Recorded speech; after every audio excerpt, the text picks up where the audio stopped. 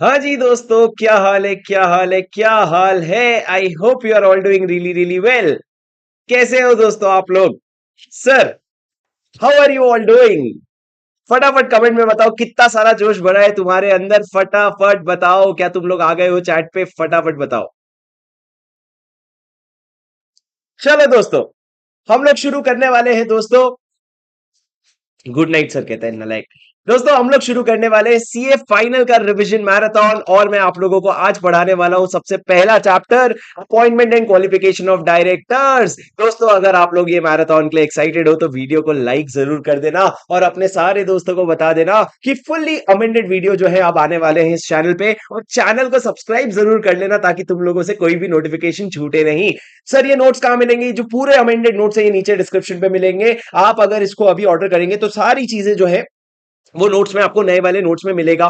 पर अगर आपके पास पुराना एडिशन कोई भी है तो टेंशन मत लो, जितने भी अमेंडमेंट है उसका वीडियो मैंने यूट्यूब पे डाल दिया है। बस इतनी मेहनत कर लेना, प्लेलिस्ट में जाके CA final paper for amendment ढूंढ लेना और आपका काम हो जाएगा। चलो दोस्तों, बिना किसी बकवास के शुरू करते, किसी दिन मेरे मुंह से निकल ही जाएगा तुमको पता है। बिना किसी बकवास के शुरू करते, appointment and qualification of board of director. Promise करो कि जब तक ये चैप्टर खत्म नहीं होता उठ के जाओगे नहीं। मैं तुमसे वादा करता हूं 1 घंटे 5 मिनट में पूरा तुम्हारा रिवीजन करवा दूंगा और एक भी चीज छूटेगा नहीं, ये मेरी गारंटी है sir. Upon exam point of view से रिवीजन करेंगे, थोड़ा फास्ट जरूर होगा, ये मैं आपको गारंटी देता हूं, पर ये वो स्पीड है जो आपको एग्जाम के पहले दिन लगेगी। तो अब ये मत सोचना अरे सर जल्दी जल्दी, धीरे धीरे धीरे धीरे तुम पढ़ लो पहले, फिर रिवीजन देख लेना अगर तुमको धीरे धीरे धीरे धीरे लग रहा है। वरना 0.75x पे भी हो सकता है, पर मजा तो तब आएगा जब ये वीडियो को तुम 1.5x पे करके देखोगे। अब सर मेरी बात सुनो, शुरू करते हैं बोर्ड ऑफ डायरेक्टर्स का chapter. Sir, board of director के चैप्टर में सबसे पहला सवाल, बोर्ड ऑफ डायरेक्टर की जरूरत क्या पड़ती है? 3 कारण होते हैं सर बोर्ड ऑफ डायरेक्टर क्यों चाहिए कंपनी को। पहला, कंपनी एक आर्टिफिशियल पर्सन होती है, कंपनी में huge number of share holders होते हैं, सारे के सारे शेयर होल्डर कंपनी चला नहीं सकते। और तीसरा, सेक्शन 149 में लिखा है, भाई ने बोला बोर्ड ऑफ डायरेक्टर रखने का तो रखने का, भाई ने बोला बापू दिखते हैं तो दिखते हैं। सर, उसके बाद मैंने आपको बोला जो डायरेक्टर होता है वो एजेंट भी होता है और ट्रस्टी भी होता है। क्या होता है? एजेंट भी और ट्रस्टी भी। एजेंट क्यों होता है सर? सर आप बोलोगे ये सब सिलेबस कहां से आया? बेटा सिलेबस में ये आईसीआई मॉड्यूल है, उसके बाहर का कुछ भी नहीं है। सर मैंने क्या बोला? एजेंट और ट्रस्टी। एजेंट क्यों? क्योंकि एजेंट के जैसा काम करता है डायरेक्टर, जो भी काम करेगा डायरेक्टर उसके लिए कंपनी बाइंड हो जाएगी। क्या हो जाएगी? कंपनी बाइंड हो जाएगी। और दूसरा सर, ट्रस्टी क्यों? Why do you call it a trustee? Because वो कंपनी के असेट्स प्रॉपर्टीज ये सारी चीजों को संभालने के लिए रिस्पॉन्सिबल है। क्या तुमको मेरी बात समझ आई? जी हाँ सर, समझ आ गई। अब सर सेक्शन 149 से शुरू करेंगे, यही एग्जाम पॉइंट ऑफ व्यू से रिलेवेंट है। सब सेक्शन 1 क्या कहते हैं? Company to have board of director. Sir board of director में सिर्फ कौन होगा? इंडिविजुअल, कोई आपका कॉर्पोरेट फर्म ये सब नहीं होंगे, सिर्फ इंडिविजुअल होंगे। मिनिमम 3 डायरेक्टर, 2 डायरेक्टर और 1 डायरेक्टर होंगे। पब्लिक कंपनी में 3, प्राइवेट में 2 और 1% कंपनी में 1। ये मिनिमम हो गया सर। मैक्सिमम कितना होगा? मैक्सिमम आपके 15 डायरेक्टर होंगे। सर 15 से ज्यादा भी रख सकते हैं क्या? जी हाँ बिल्कुल, पर आपको एसआर पास करना पड़ेगा। पर सर ये जो मैक्सिमम 15 डायरेक्टर और एसआर वाला प्रोविजन है ये अप्लाई नहीं होगा गवर्नमेंट कंपनीज को और सेक्शन 8 कंपनीज को। शर्त यह है कि इन्होंने सेक्शन 92 और 137 का कंप्लायंस कर लिया है। सेक्शन 92 और 137 का कंप्लायंस कर लिया है। उसके अलावा सर अगर आर्टिकल ऑफ एसोसिएशन चाहे तो वो एक lower limit of maximum directors बोल सकता है। मतलब क्या एओए बोल सकता है कि हमारी कंपनी में मैक्सिमम 15 नहीं 12 होंगे या 10 होंगे, वो एक लोअर लिमिट भी बता सकता है। पर क्या सर एओए ये बोल सकता है कि मेरे कंपनी में 12 नहीं, मेरे कंपनी में मैक्सिमम 20 डायरेक्टर होंगे? नहीं सर, लॉ ने मैक्सिमम बोला। लॉ ने कितना मैक्सिमम बोला? लॉ ने मैक्सिमम बोला 15, तो उससे ज्यादा नहीं बोल सकते, उससे कम बोल सकते हो। उसके बाद सर इन्होंने कहा कुछ प्रिस्क्राइब्ड क्लास ऑफ कंपनीज को एक विमेन डायरेक्टर बैठाना पड़ेगा। दोस्तों मेरे साथ याद करो सर, कौन से प्रिस्क्राइब्ड क्लास ऑफ कंपनीज? पहले तो हो गए लिस्टेड कंपनी, हर चीज की सजा किसको मिलती है? लिस्टेड कंपनी को। दूसरे अनलिस्टेड पब्लिक कंपनी जिनका paid up share capital 100 crore या उससे ज्यादा है, या फिर और टर्नओवर जिसका 300 करोड़ या उससे ज्यादा है, उनको क्या करना पड़ेगा? उनको भी विमेन डायरेक्टर अपॉइंट करना पड़ेगा। सर ये जो पेड अप शेयर कैपिटल और टर्नओवर देखोगे ये आप लेटेस्ट ऑडिटेड फाइनेंशियल स्टेटमेंट के हिसाब से देखोगे। और अगर आपके विमेन डायरेक्टर की सीट में सर, अच्छा एक और पॉइंट, हाँ ठीक है, अगर विमेन डायरेक्टर की सीट में इंटरमिटेंट वैकेंसी हो जाती है, मतलब बीच में कभी वैकेंसी हो जाती है, तो आप कब भरोगे? In the immediately next board meeting और within 3 months whichever is later, उस समय आप इंटरमिटेंट वैकेंसी भरोगे। सर अगर नई न्यू इनकॉर्पोरेटेड कंपनी है और अगर उसको विमेन डायरेक्टर का प्रोविजन एप्लीकेबल है तो उसको सर इन कॉर्पोरेशन के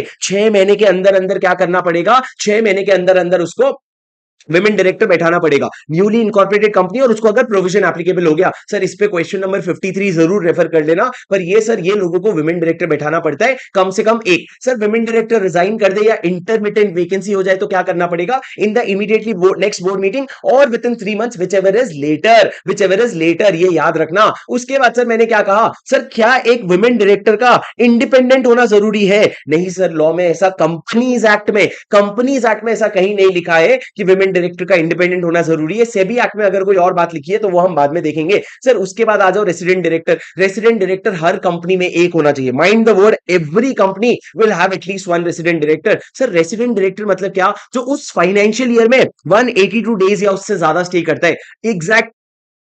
एग्जैक्टली 182 डेज या उससे ज्यादा स्टे करता है। और वो 182 डेज तो अगर आप एक न्यूली इंकॉर्पोरेटेड कंपनी हो तो 182 डेज को आप प्रोपोर्शनेटली लोगे। कैसे लोगे? प्रोपोर्शनेटली लोगे। सर उम्मीद है रेसिडेंट डायरेक्टर बच्चों वाला प्रोविजन है 182 days during a financial year, याद रखना। उसके बाद सर आ जाओ इंडिपेंडेंट डायरेक्टर। मेरी बात सुनो, इंडिपेंडेंट डायरेक्टर प्राइवेट कंपनी को अप्लाई नहीं होता है। कंपनीज को 3 पार्ट में डिवाइड करो, public listed public company, unlisted public company, private company. Private company को इंडिपेंडेंट डायरेक्टर नहीं लगेगा। लिस्टेड कंपनी को कितने इंडिपेंडेंट लगेंगे sir? At least 1/3 of the total director should be independent. क्या कहा मैंने? At least 1/3 should be independent. और अनलिस्टेड पब्लिक कंपनी में सर, जो अनलिस्टेड पब्लिक कंपनी हम प्रिस्क्राइब करेंगे ना, उसमें इंडिपेंडेंट डायरेक्टर चाहिए। कौन से हमने प्रिस्क्राइब किए सर? वो कंपनी जिसका paid up share capital 10 crore या उससे ज्यादा है, या जिसका टर्नओवर 100 करोड़ या उससे ज्यादा है, या फिर वो कंपनी जिसका outstanding loan debenture deposit, sir 3 word लिखे देखो, लोन डिबेंचर डिपॉजिट 50 करोड़ से ज्यादा है। एग्जैक्टली 50 करोड़ कवर्ड नहीं है, 50 करोड़ से ज्यादा है, तो क्या हो जाएगा? उसको इंडिपेंडेंट डायरेक्टर का प्रोविजन एप्लीकेबल हो जाएगा। सर ये 3 सबसे इंपॉर्टेंट लिमिट्स है। Paid up share capital 10 crore या उससे ज्यादा, टर्नओवर 100 करोड़ या उससे ज्यादा, ये लोन डिबेंचर डिपॉजिट जो है 50 करोड़ से ज्यादा है, तो आपको क्या लगेगा? इंडिपेंडेंट डायरेक्टर का प्रोविजन एप्लीकेबल हो जाएगा। पर सर ये पेड अप शेयर कैपिटल और टर्नओवर कब का देखेंगे? लेटेस्ट ऑडिटेड फाइनेंशियल स्टेटमेंट का। उसके बाद सर ये जो प्रोविजन है ना, अगर अप्लाई भी होता है, 3 कंपनीज को हम अप्लाई नहीं होने देंगे। सबसे पहला जॉइंट वेंचर, दूसरा होली ओन सब्सिडरी, और तीसरा डोरमेंट कंपनी। जेवी डब्ल्यूओएस होली ओन सब्सिडरी, चाहे वो अनलिस्टेड पब्लिक कंपनी हो, चाहे उसका paid up share capital 20 crore क्यों ना हो, फिर भी वो तीनों में से किसी को भी इंडिपेंडेंट डायरेक्टर का प्रोविजन नहीं लगेगा। सर क्या आपको मेरी बात समझ आई? हाँ सर। अब सर उसके बाद एक प्रोविजन है जो आपको आगे चल करके सेक्शन 177 पे बेटर समझ आएगा। पर आप समझो, 149 कहता है हमको इतने इंडिपेंडेंट डायरेक्टर चाहिए। अगर 177 ये कहेगा कि हमको इतने इंडिपेंडेंट डायरेक्टर चाहिए, तो 149 कहता है फिर मेरा भी इतना ही रख लो।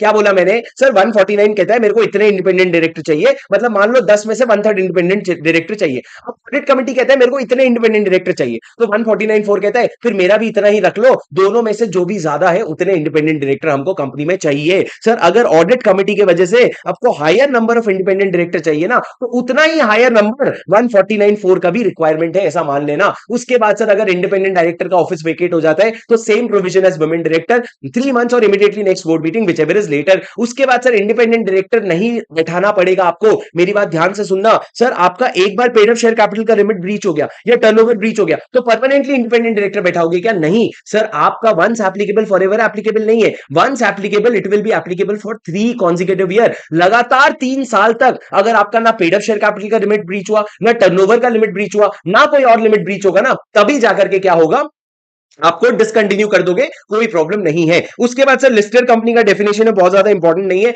आपको बस पता होना चाहिए कि लिस्टेड कंपनी के डेफिनेशन में पहले ऐसा था कि सारे सिक्योरिटीज अगर आपके रिकॉग्नाइज्ड स्टॉक एक्सचेंज में लिस्टेड है तो आपको लिस्टेड कंपनी माना जाएगा। पर अभी इन्होंने 2 टाइप के सिक्योरिटीज हटा दिए। अगर आपका नॉन कन्वर्टेबल डेट और अगर आपका प्रेफरेंस शेयर्स लिस्टेड है तो उसको लिस्टेड कंपनी नहीं माना जाएगा। आप इसको डिटेल में पढ़ सकते हो, पर सर ये आपके नॉलेज के लिए डाला हुआ है। सर अब इंडिपेंडेंट डायरेक्टर कौन बन सकता है? मेरे को बताओ, इंडिपेंडेंट डायरेक्टर बनने का क्या कंडीशन है? मैं तुमको यहां पे बताऊंगा, नोट्स में तुम मेरे साथ देखोगे। सर इंडिपेंडेंट डायरेक्टर कौन बन सकता है? सर सबसे पहले इंडिपेंडेंट डायरेक्टर में से 3 लोगों को हटा देना, एमडी, डब्ल्यूटीडी और नॉमिनी डायरेक्टर। ये तीनों जिंदगी में कभी इंडिपेंडेंट डायरेक्टर नहीं कहलाएंगे। उसके बाद सर मैंने 3 कैटेगरी में डिवाइड किया था। सबसे पहले बात करते हैं अपन इंडिविजुअल की। सर अगर इंडिविजुअल की बात कर रहे हो, he should be a person of integrity and should have relevant experience and expertise. उसके बाद एक्सपीरियंस और एक्सपर्टाइज होना चाहिए, वेरी गुड सर। उसके बाद ही should not have any pecuniary relationship. क्या? He should not have any pecuniary relationship with the company, associate, subsidiary, holding और प्रमोटर और डायरेक्टर। पेक्यूनरी रिलेशन मतलब क्या सर? पैसों का रिश्ता ऐसा नहीं होना चाहिए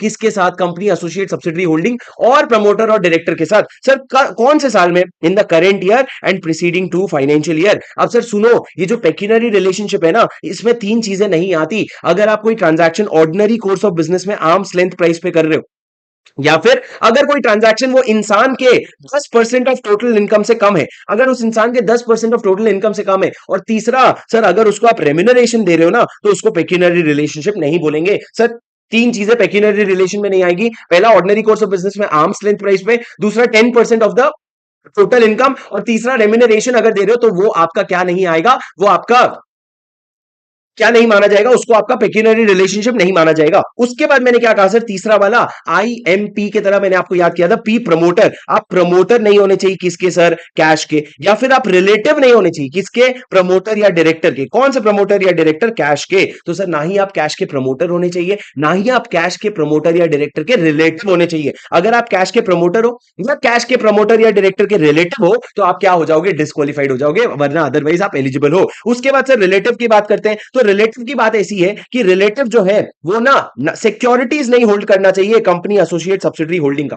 उसके बाद सर इसका डिटेल थोड़ा सा पढ़ लेते हैं। रिलेटिव जो है, should not hold securities, hold any securities और interest in cash during the current year and preceding two financial year. लेकिन सर आपका जो रिलेटिव है ना, he may hold in company of face value not exceeding 50 lakh और paid up share capital up to 2% of the cash. मतलब हमने क्या बोला, आप फेस वैल्यू 50 लाख तक का होल्ड कर सकते हो या 2% ऑफ कैश का paid up share capital hold कर सकते हो। पर कौन, रिलेटिव जो है ना, सिर्फ वो होल्ड कर सकता है कंपनी में up to a face value 50 lakh और 2% of the paid up share capital. तो सिक्योरिटी नहीं होल्ड कर सकते कैश में, पर आपका सिक्योरिटी होल्ड कर सकता है रिलेट आपकी कंपनी में 50 लाख तक के फेस वैल्यू का। उसके बाद सर दूसरा, इनडेटेड टू द कैश। दोस्तों ये जब पढ़ोगे ना, मेरे को पता है आपके मन में ऑडिटर वाला एक प्रोविजन आएगा ऑडिट का, जो आपका सेक्शन 141 है। तो सेक्शन 140 में जो लिखा रहता है कि अगर होल्डिंग बढ़ गई तो करेक्टिव एक्शन लेना पड़ेगा 60 डेज के अंदर, वो वाला प्रोविजन यहां पे नहीं है।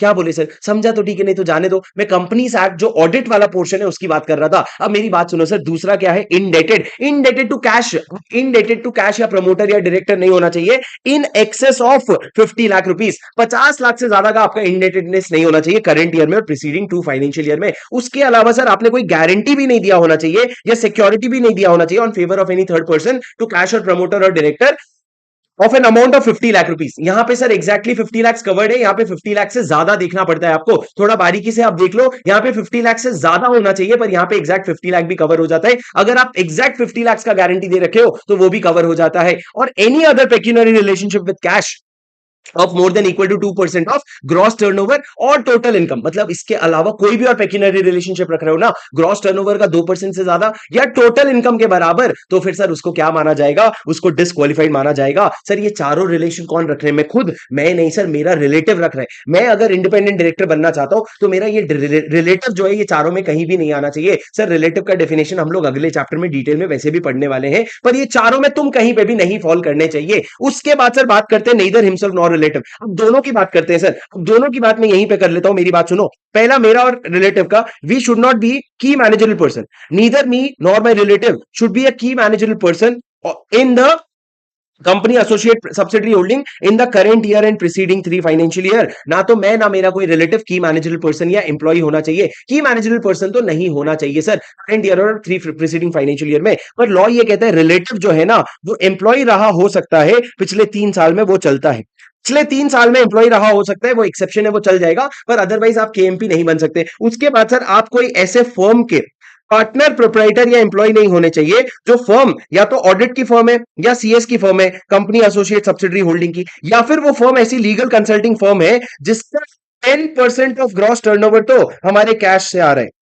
10% ऑफ ग्रॉस टर्नओवर तो हमारे कैश से आ रहा है। तो लॉ कहता है ये लीगल कंसल्टिंग फर्म तुम पे डिपेंडेंट है, और तुम पे डिपेंडेंट है तो उसके पार्टनर, प्रोप्राइटर, एम्प्लॉय भी तुम पे डिपेंडेंट है। तो तुम लोग इंडिपेंडेंट कैसे हुए बे, तुम लोग इंडिपेंडेंट नहीं हो। उसके बाद सर आप अपने रिलेटिव के साथ 2% या उससे ज्यादा वोटिंग पावर नहीं होल्ड करने चाहिए कंपनी के। यहां पे कैश नहीं लिखा है बेटा, यहां पे सिर्फ कंपनी लिखा है, ASH नहीं है, यहां पे ऐश नहीं है, यहां पे सिर्फ कंपनी है। कंपनी का 2% या उससे ज्यादा वोटिंग पावर नहीं होल्ड कर रहे होने चाहिए। और लास्ट सर, आप किसी एक ऐसे एनपीओ के सीईओ या डायरेक्टर नहीं होने चाहिए जो एनपीओ या तो आपकी कंपनी में 2% ऑफ वोटिंग पावर होल्ड करती है, या फिर उस एनपीओ का 25% ऑफ ग्रॉस रिसीट्स जो है ना वो company associate subsidiary holding promoter या डायरेक्टर से मिलता है। Company associate subsidiary holding promoter या डायरेक्टर से मिलता है। सर ये सारे कंडीशन है दोस्तों, ये रिवीजन है, ये सब हम लोग पूरा एक एक दिन लगता है हमको, 2.5 घंटा लगता है ये पूरा सेक्शन खत्म करने के लिए, पर रिवीजन तो दोस्तों आपको इसी तरीके से करना पड़ेगा। क्या कहा मैंने, लास्ट वाला पोर्शन है एफ वी एन के। एफ क्या हो गया सर, आप एक ऐसे फर्म के पार्टनर प्रोप्राइटर या एम्प्लॉय, सुन लो ना दोस्तों प्लीज, मेरी बात सुन लो ना प्लीज, मैं बता रहा हूं तो तुमको याद हो जाना चाहिए। सर मैंने क्या कहा, आप ऐसे फर्म के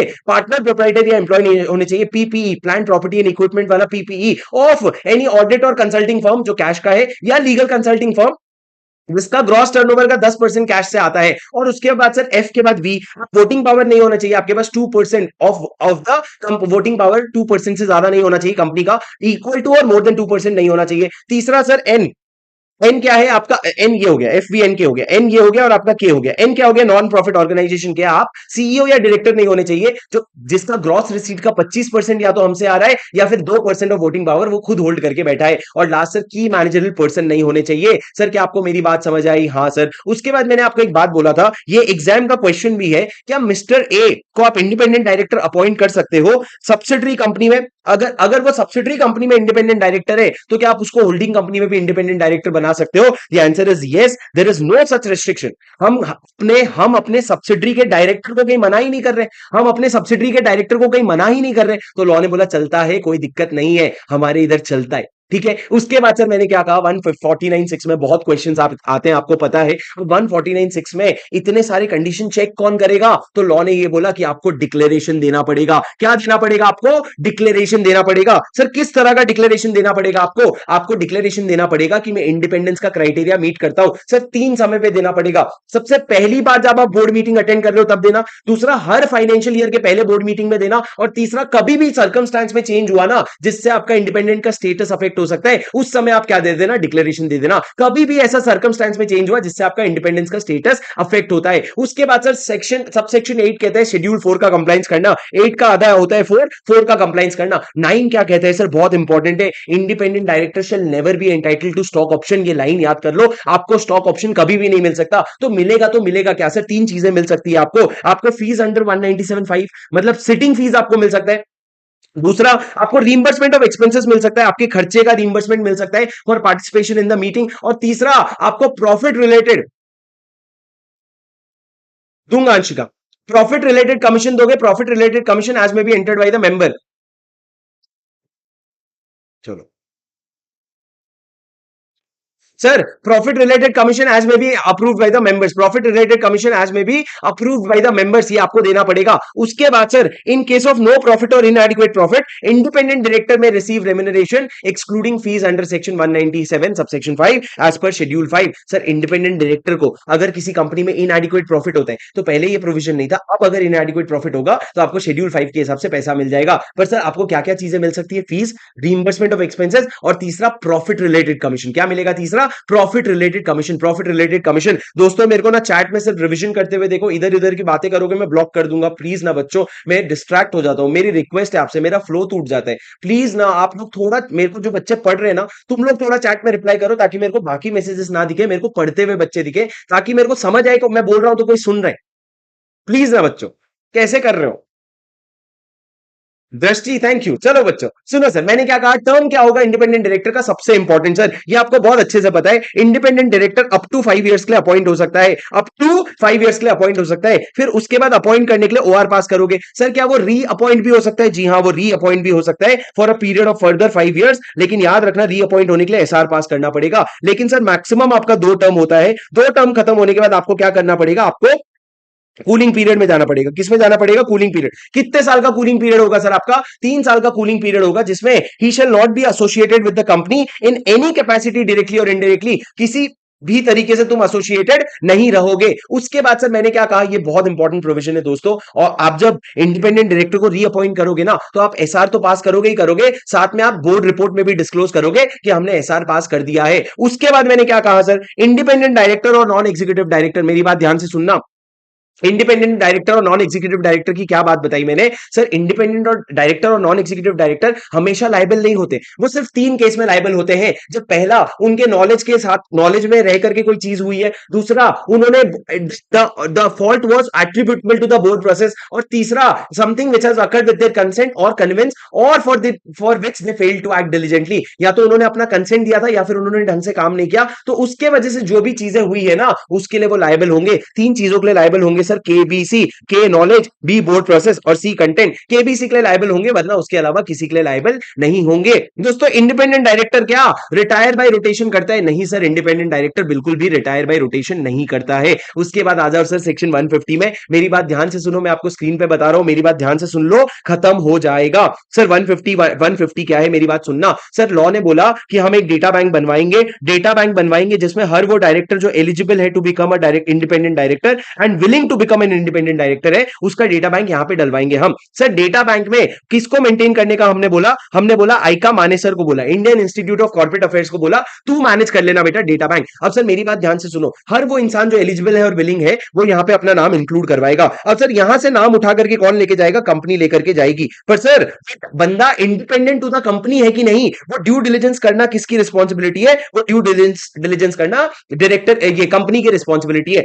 सर यहां पे नाम डलवाने के लिए क्या डिन की जरूरत है? नहीं सर, डिन की जरूरत नहीं है, बिना डिन के भी आपका नाम इंक्लूड हो सकता है। उसके बाद सर मेरी बात ध्यान से सुनो, जब आप अपना नाम डलवाते हो ना, वहां पे आपके पास ऑप्शन आता है कि 1 साल के लिए डलवाएं, 5 साल के लिए डलवाएं, कि इन लाइफ टाइम के लिए डलवा सकते हो। सर अगर लाइफ टाइम के लिए डलवा लिए तो कोई प्रॉब्लम नहीं है, पर अगर आप 1 साल या 5 साल के लिए डलवाते हो ना, तो अपना नाम आपको क्या करवाना पड़ेगा? रिन्यू करवाना पड़ेगा before the expiry of the period. अगर तुम रिन्यू करवाने की इच्छा रखते हो तो आपको रिन्यू करवाना पड़ेगा। कोई बोल रहा था ना 1.5x में करके देखेंगे, बता करके देख के बता। कोई अगर देख रहा है बाद में रिकॉर्डेड तो जरा कमेंट में बताना सर ये वीडियो हम 1.5x पे देख रहे हैं, मेरे को अच्छा लगेगा। फिर मेरी बात सुनो दोस्तों, मैं आपको क्या कह रहा हूं, स्पीड स्लो जो भी है तुम अपने हिसाब से कर लो, मैं अपने फ्लो में पढ़ा रहा हूं, मेरा फ्लो अच्छा है, तुम अपना फ्लो अपने हिसाब से बना लो मेरे वीडियो को स्पीड स्लो करके। पर मेरी बात सुनो, मैंने क्या कहा सर, आप 1 ईयर या 5 ईयर्स या इनफाइनाइट पीरियड के लिए एडजस्ट करोगे और रिन्यू करवाना पड़ेगा आपको बिफोर द एक्सपायरी। सर उसके बाद मैंने आपको क्या बोला था, एक बार नाम जब आपका डेटा बैंक में अपलोड हो जाता है ना, उसके 2 साल के अंदर आपको क्या करना पड़ता है? आपको एक एग्जाम देना पड़ता है जिसका नाम है OPSAT, online proficiency self assessment test. अब मेरी बात ध्यान से सुनो sir, online proficiency self assessment test 2 साल के अंदर दोगे, कितना परसेंटेज चाहिए सर पास होने के लिए? पास होने के लिए आपको 50% चाहिए, 50% चाहिए। सर हमको ये बता दो, सीए के बच्चे कितना अटेम्प्ट लगेगा? बेटा कोई नंबर ऑफ अटेम्प्ट नहीं है, यहां पे भी धोते जाओ, देते जाओ वाला हिसाब है। Sir OPSAT online proficiency self assessment test. Sir क्या मुकेश अंबानी भी जाकर के एग्जाम देगा? नहीं बेटा, इन्होंने ओपीसैट देने से 2 तरह के लोगों को एग्जेम्प्ट किया है, एक जिनके पास 3 साल का एक्सपीरियंस है, एक जिनके पास 10 साल का एक्सपीरियंस है। सर 3 साल वाले एक्सपीरियंस वाले कौन? सबसे पहला, अगर आप डायरेक्टर या की मैनेजरल पर्सन हो बड़े बड़े कंपनीज में। बड़े बड़े कंपनीज मतलब कौन हो गए सर? इंडिया में जो लिस्टेड कंपनी है, या फिर वो अनलिस्टेड पब्लिक कंपनी जिसका पेड अप शेयर कैपिटल कितना है? 10 करोड़ या उससे ज्यादा है।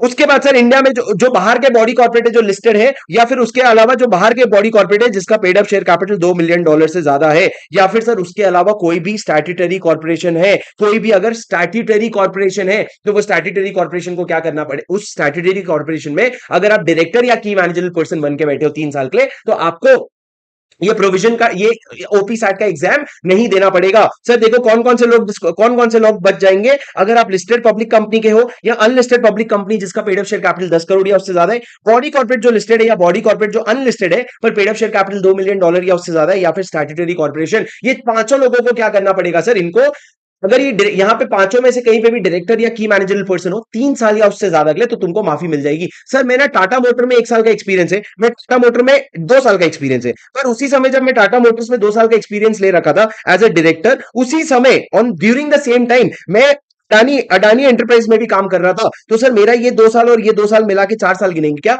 नहीं सर, अगर आप एक समय पे एक से ज्यादा कंपनी में डायरेक्टर या की मैनेजरल पर्सन हो उसको एक ही गिनेंगे, और वो मैंने यहां पे लिखा है सर। क्या लिखा है मैंने यहां पे लिखा है कि अगर आप if more than one company then count once. अच्छा sir, if more than one company count once, अच्छा ऐसे ही याद कर ले हम, चलो ठीक है सर। गुड कंचन मित्तल। अब मेरी बात सुनो सर, बी पॉइंट क्या है सर? पहला तो पॉइंट हो गया हु इज अ डायरेक्टर और की managerial person in this company. दूसरा, अगर आप डायरेक्टर हो या फिर मिनिस्ट्री और डिपार्टमेंट ऑफ सीजी में हो, हैविंग एक्सपीरियंस इन फॉलोइंग, कौन सी चीज में एक्सपीरियंस है सर आपका? कॉमर्स में, corporate affairs, finance, industry, public, ये सब में एक्सपीरियंस है, या फिर गवर्नमेंट कंपनी से रिलेटेड कोई और अफेयर में आपका आपका एक्सपीरियंस है, तो आप क्या बन जाओगे? आप एग्जेम्प्ट हो जाओगे। सर इसको सिंपल ये याद रखना, अगर आप मिनिस्ट्री या सेंट्रल गवर्नमेंट की कोई डिपार्टमेंट में डायरेक्टर या वो लेवल के बंदे हो, मिनिस्ट्री में या सेंट्रल गवर्नमेंट या स्टेट गवर्नमेंट के डिपार्टमेंट में डायरेक्टर या उसके लेवल के बंदे हो, तो आपको माफी मिल जाएगी, पर 3 साल से ज्यादा का एक्सपीरियंस होना चाहिए। और लास्ट, अगर आप सेबी, आरबीआई, आईआरडीए, पीएफआरडीए, ये सब जगह में क्या हो, चीफ जनरल मैनेजर या उसके ऊपर के लेवल के पे स्केल पे हो, पे स्केल मतलब सैलरी पे हो, तो लॉ ने बोला तुमको भी माफी मिल जाएगी, पर शर्त है 3 साल या उससे ज्यादा का एक्सपीरियंस होना चाहिए। पर सर दूसरे तरफ आते हैं 10 साल वाले लोग। 10 साल वाले लोग में हम लोग आते हैं सर, आपका, हम लोग तो अभी भी नहीं आते, पर सर एडवोकेट हो गया आपका, सीए इन प्रैक्टिस हो गया आपका, सीएस इन प्रैक्टिस हो गया, और आपका कॉस्ट अकाउंटेंट इन प्रैक्टिस हो गया। ये सारे लोग जिनके पास 10 साल या उससे ज्यादा एक्सपीरियंस है, उन लोगों को ओपी सैट का एग्जाम नहीं देना पड़ेगा। बाकी दुनिया में हर लोगों को ओपी सैट का एग्जाम देना पड़ेगा। याद हुआ क्या तुमको? अब सर इसके बाद एक अमेंडमेंट आया है। क्या आया है बोलो? अमेंडमेंट आया है, ध्यान से सुनो सर। अमेंडमेंट का वीडियो मैंने अलग से डाल दिया, डिटेल में वहां पे देख लो, रिवीजन अभी करवा रहा हूं कि सर अगर आपका 2 साल के अंदर ओपी सेट देना था, अगर आप 2 साल के अंदर ओपी सेट नहीं देते तो आपका नाम क्या हो जाएगा? रिमूव हो जाएगा। नाम रिमूव होने के बाद आप एप्लीकेशन दे सकते हो आईका को, क्या बोल के कि मेरा नाम रिस्टोर कर दे। रिस्टोर करने के लिए आपको 1,000 रुपए की फीस देनी पड़ेगी। जब आपका नाम रिस्टोर होगा तो वहीं पे नहीं दिखेगा, वहां पे आपको नाम जो है एक अलग से रिस्टोर्ड कैटेगरी में दिखेगा, और वहां पे आपको 1 साल तक अपना नाम रखना पड़ेगा। सर ये 1 साल में आपको क्या करना पड़ेगा? ओपी सेट का एग्जाम देकर के क्लियर करना पड़ेगा। सर अगर आप पास हो गए तो आपने जब शुरू में जितने समय के लिए फीस भरी थी ना, उतने समय तक के लिए आप अपना नाम वहां पे एंजॉय कर सकते हो। पर अगर आप फेल हो गए ना, तो सर आपका नाम परमानेंटली रिमूव हो जाएगा, और अब आपको फ्रेश एप्लीकेशन भरना पड़ेगा। अब आपको वापस ओपी सेट देने का मौका नहीं मिलेगा। आपको मतलब फ्रेश एप्लीकेशन करना पड़ेगा, मतलब फुल फीस भरना पड़ेगा जो आपने यहां पे शुरू में भरा था। समझे क्या? सर ये अमेंडमेंट है, आपके नोट्स में अगर नहीं लिखा होगा, मैंने दूसरे अमेंडमेंट वीडियो में मैंने ये नोट्स डाल रखे हैं, प्रिंट करवा सकते हो। पर आज के बाद जो लोग ऑर्डर कर रहे हैं उन लोगों को सबको ये नोट्स तो मिलेंगे ही। सर सेक्शन 151 क्या है? सेक्शन 151 बात करते हैं appointment of director elected by the small share holders. मेरी बात सुनो, appointment of directors elected by small share holder क्या है? सर सुन लो ध्यान से मेरी बात। सर ये प्रोविजन किसको किसको एप्लीकेबल है? ये प्रोविजन लिस्टेड कंपनी को एप्लीकेबल है। लिस्टेड कंपनी में appoint a small shareholder director. Sir small shareholder director कैसे अपॉइंट कर सकते हो? या तो सुओ मोटो भी, या फिर आपको किसी ने एप्लीकेशन दिया। सर एप्लीकेशन कौन देंगे? Small share holder. Sir small share holder मतलब क्या होते हैं? वो लोग जो 20,000 या उसके बराबर का नॉमिनल वैल्यू होल्ड करते हैं, लेस देन और इक्वल टू 20,000। दोस्तों इसको ध्यान से देखो, तुमको एग्जाम में ये याद नहीं आएगा। 20,000 एग्जैक्ट भी होगा ना तो तुम स्मॉल शेयर होल्डर कहलाए जाओगे। तो सर स्मॉल शेयर होल्डर क्या करेंगे? कंपनी को एप्लीकेशन देंगे। अब सर स्मॉल शेयर होल्डर में कितने लोग एप्लीकेशन देंगे? या तो 1,000 स्मॉल शेयर होल्डर और 1/10 of the total small share holder, which ever is lower. जब भी एक फ्लैट नंबर आता है लोअर कर देने का, तो 1,000 स्मॉल शेयर होल्डर और 1/10 of the total small share holder application देंगे। उसके बाद सर जैसे ही एप्लीकेशन आएगा ना, ये एप्लीकेशन मीटिंग के कम से कम 14 डेज पहले आएगा। ये एप्लीकेशन में जितने लोग एप्लीकेशन दे रहे हैं उनका नेम, एड्रेस, फोलियो नंबर और share holding, name, address, share holding और फोलियो नंबर, ये 4 चीजें लिखी होगी। और उसके साथ साथ जिस बंदे को आप अपॉइंट करना चाहते हो ना, उसका भी नाम और एड्रेस दे देना, उसका भी नाम और एड्रेस दे देना, उसका भी नाम और एड्रेस दे देना। और अगर फोलियो नंबर और शेयर होल्डिंग है, फोलियो नंबर और शेयर होल्डिंग है तो वो दे देना। इससे पता चलता है सर अगर आप शेयर होल्डर नहीं भी हो तो भी आप स्मॉल शेयर होल्डर बन सकते हो। अगर आप 1 रुपए का शेयर भी होल्ड नहीं करते ना, तब भी आप स्मॉल शेयर होल्डर बन सकते हो। उसके बाद सर आपको 3 चीजें और देनी पड़ेगी अगर आप director, small shareholder director बनना चाहते हो। सर आपको डिन देना पड़ेगा, आपको डिक्लेरेशन देना पड़ेगा कि आप 164 में डिस्क्वालीफाइड नहीं हो, और आपको कंसेंट देना पड़ेगा। ये 3 चीजें तो रट लो सर, ये हर डायरेक्टर को देना पड़ता है। डिन, 164 में डिस्क्वालीफाइड नहीं हो और रिटन कंसेंट। उसके अलावा सर आपका ये सबसे फेवरेट सवाल है, सर क्या small shareholder director independent director होता है? मेरे को इसका आंसर नहीं पता। तुम लोगों के हिसाब से तुम्हारा दिमाग लगा के तुम आते हो और तुम बोलते हो आंसर है यस। मैं तुमको क्लास में तो वैसे प्रूव कर चुका हूं, पर जो क्लास नहीं ले रखे उनको मैं प्रूव नहीं कर सकता। तो तुम समझो सर क्या small shareholder director independent director होते हैं? जाने दो, एग्जाम में जब ऐसा क्वेश्चन आएगा ना, आप लिख के आना small shareholder director shall be considered as an independent director subject to section 196 and 149(6) and 149(7). Subject to 149(6) and 149(7). आपका मर्जी, आप ये शैल वर्ड पढ़ के खुश हो जाओ, पर सर आप ऐसा लिख देना shall be considered as independent director if eligible under section 149(6) और 149(7). सर क्या रोटेशनल होंगे? नहीं sir, these director will not be liable to retire by rotation. ये लोग रिटायर बाय रोटेशन नहीं करेंगे। सर कितने साल के लिए टेन्योर क्या होता है? 3 साल के होते हो। रीअपॉइंट हो सकते हो क्या? नहीं। उसके बाद क्या हो जाएगा सर? 3 साल का कूलिंग पीरियड आ जाएगा। 3 साल का अपॉइंटमेंट, 3 साल का कूलिंग पीरियड, फिर 3 साल का, तो पहले गर्म फिर ठंडा, फिर गर्म फिर गर्म ठंडा। पर सर इंडिपेंडेंट डायरेक्टर का क्या होता है? गर्म फिर उसके बाद आप फिर से रीअपॉइंट हो गए तो फिर से गर्म, और कूलिंग पीरियड हो गया तो ठंडा। तो उनका क्या चलता है, गरम गरम ठंडा। इनका क्या चल रहा है, गरम ठंडा गरम ठंडा। ये क्या चल रहा है सर, इनका क्या चल रहा है, ठंडा गरम नहीं पता हमको, जाने दो। मैंने क्या कहा, 3 साल के लिए अपॉइंट होते हो, उसके बाद 3 साल के लिए कूलिंग पीरियड होता है, रीअपॉइंट उस समय पे नहीं हो सकते, उसके बाद फिर से फ्रेश रीअपॉइंटमेंट हो सकता है। सर आपको अपना ऑफिस वेकेट कब करना पड़ेगा, अगर आप 164 में डिस्क्वालीफाइड हो जाते हो, 167 में ऑफिस वेकेट हो जाता है, या 149(6) वाले कंडीशन मीट करना सीज कर देते हो, बंद कर देते हो, तो आपका ऑफिस वेकेट हो जाएगा। और सर रेस्ट्रिक्शन क्या है, आप एक गिवन पॉइंट ऑफ टाइम पे, दोस्तों सुनो ना मेरी बात सुनो, आप एक गिवन पॉइंट ऑफ टाइम पे मैक्सिमम 2 कंपनी के एसएसडी बन सकते हो, और वो 2 कंपनी भी ना कंपीटिंग या कंफ्लिक्टिंग बिजनेस में नहीं होने चाहिए। वो 2 कंपनी भी कंपीटिंग या कंफ्लिक्टिंग बिजनेस में नहीं होने चाहिए। क्या आपको मेरी बात समझ आई? जी हाँ सर। ये क्या हो गया आपका, पूरा एसएसडी का प्रोविजन हो गया सर। स्मॉल शेयर होल्डर मतलब क्या, जिसका 20,000 या उससे कम का नॉमिनल वैल्यू का शेयर है। कितने लोग एप्लीकेशन देंगे, 1000 स्मॉल शेयर होल्डर और 1/10 of total small share holder which ever is lower, इतने लोग एप्लीकेशन देंगे। और सर आपको अपॉइंट होने के लिए दिन देना पड़ेगा, 164 में डिस्क्वालीफाइड नहीं हो सकते, और आपको अपना कंसेंट देना पड़ेगा। उसके बाद सर सेक्शन 152 शुरू करते हैं। मेरी बात यहीं से सुन लो ध्यान से सर। 152 क्या कहता है, सबसे पहला कहता है कि फर्स्ट डायरेक्टर कैसे अपॉइंट होगा। सर एक कंपनी में फर्स्ट डायरेक्टर कैसे अपॉइंट होता है, वो सर आपके आर्टिकल ऑफ एसोसिएशन में लिखा रहता है। आर्टिकल ऑफ एसोसिएशन में या तो फर्स्ट डायरेक्टर के आप सीधा सीधा नाम लिख दो, और अगर आप नाम नहीं लिख रहे हो तो मैनर ऑफ अपॉइंटमेंट बता दो कि किस तरीके से अपॉइंट होंगे। पर सर ये तो हो गया एओए का।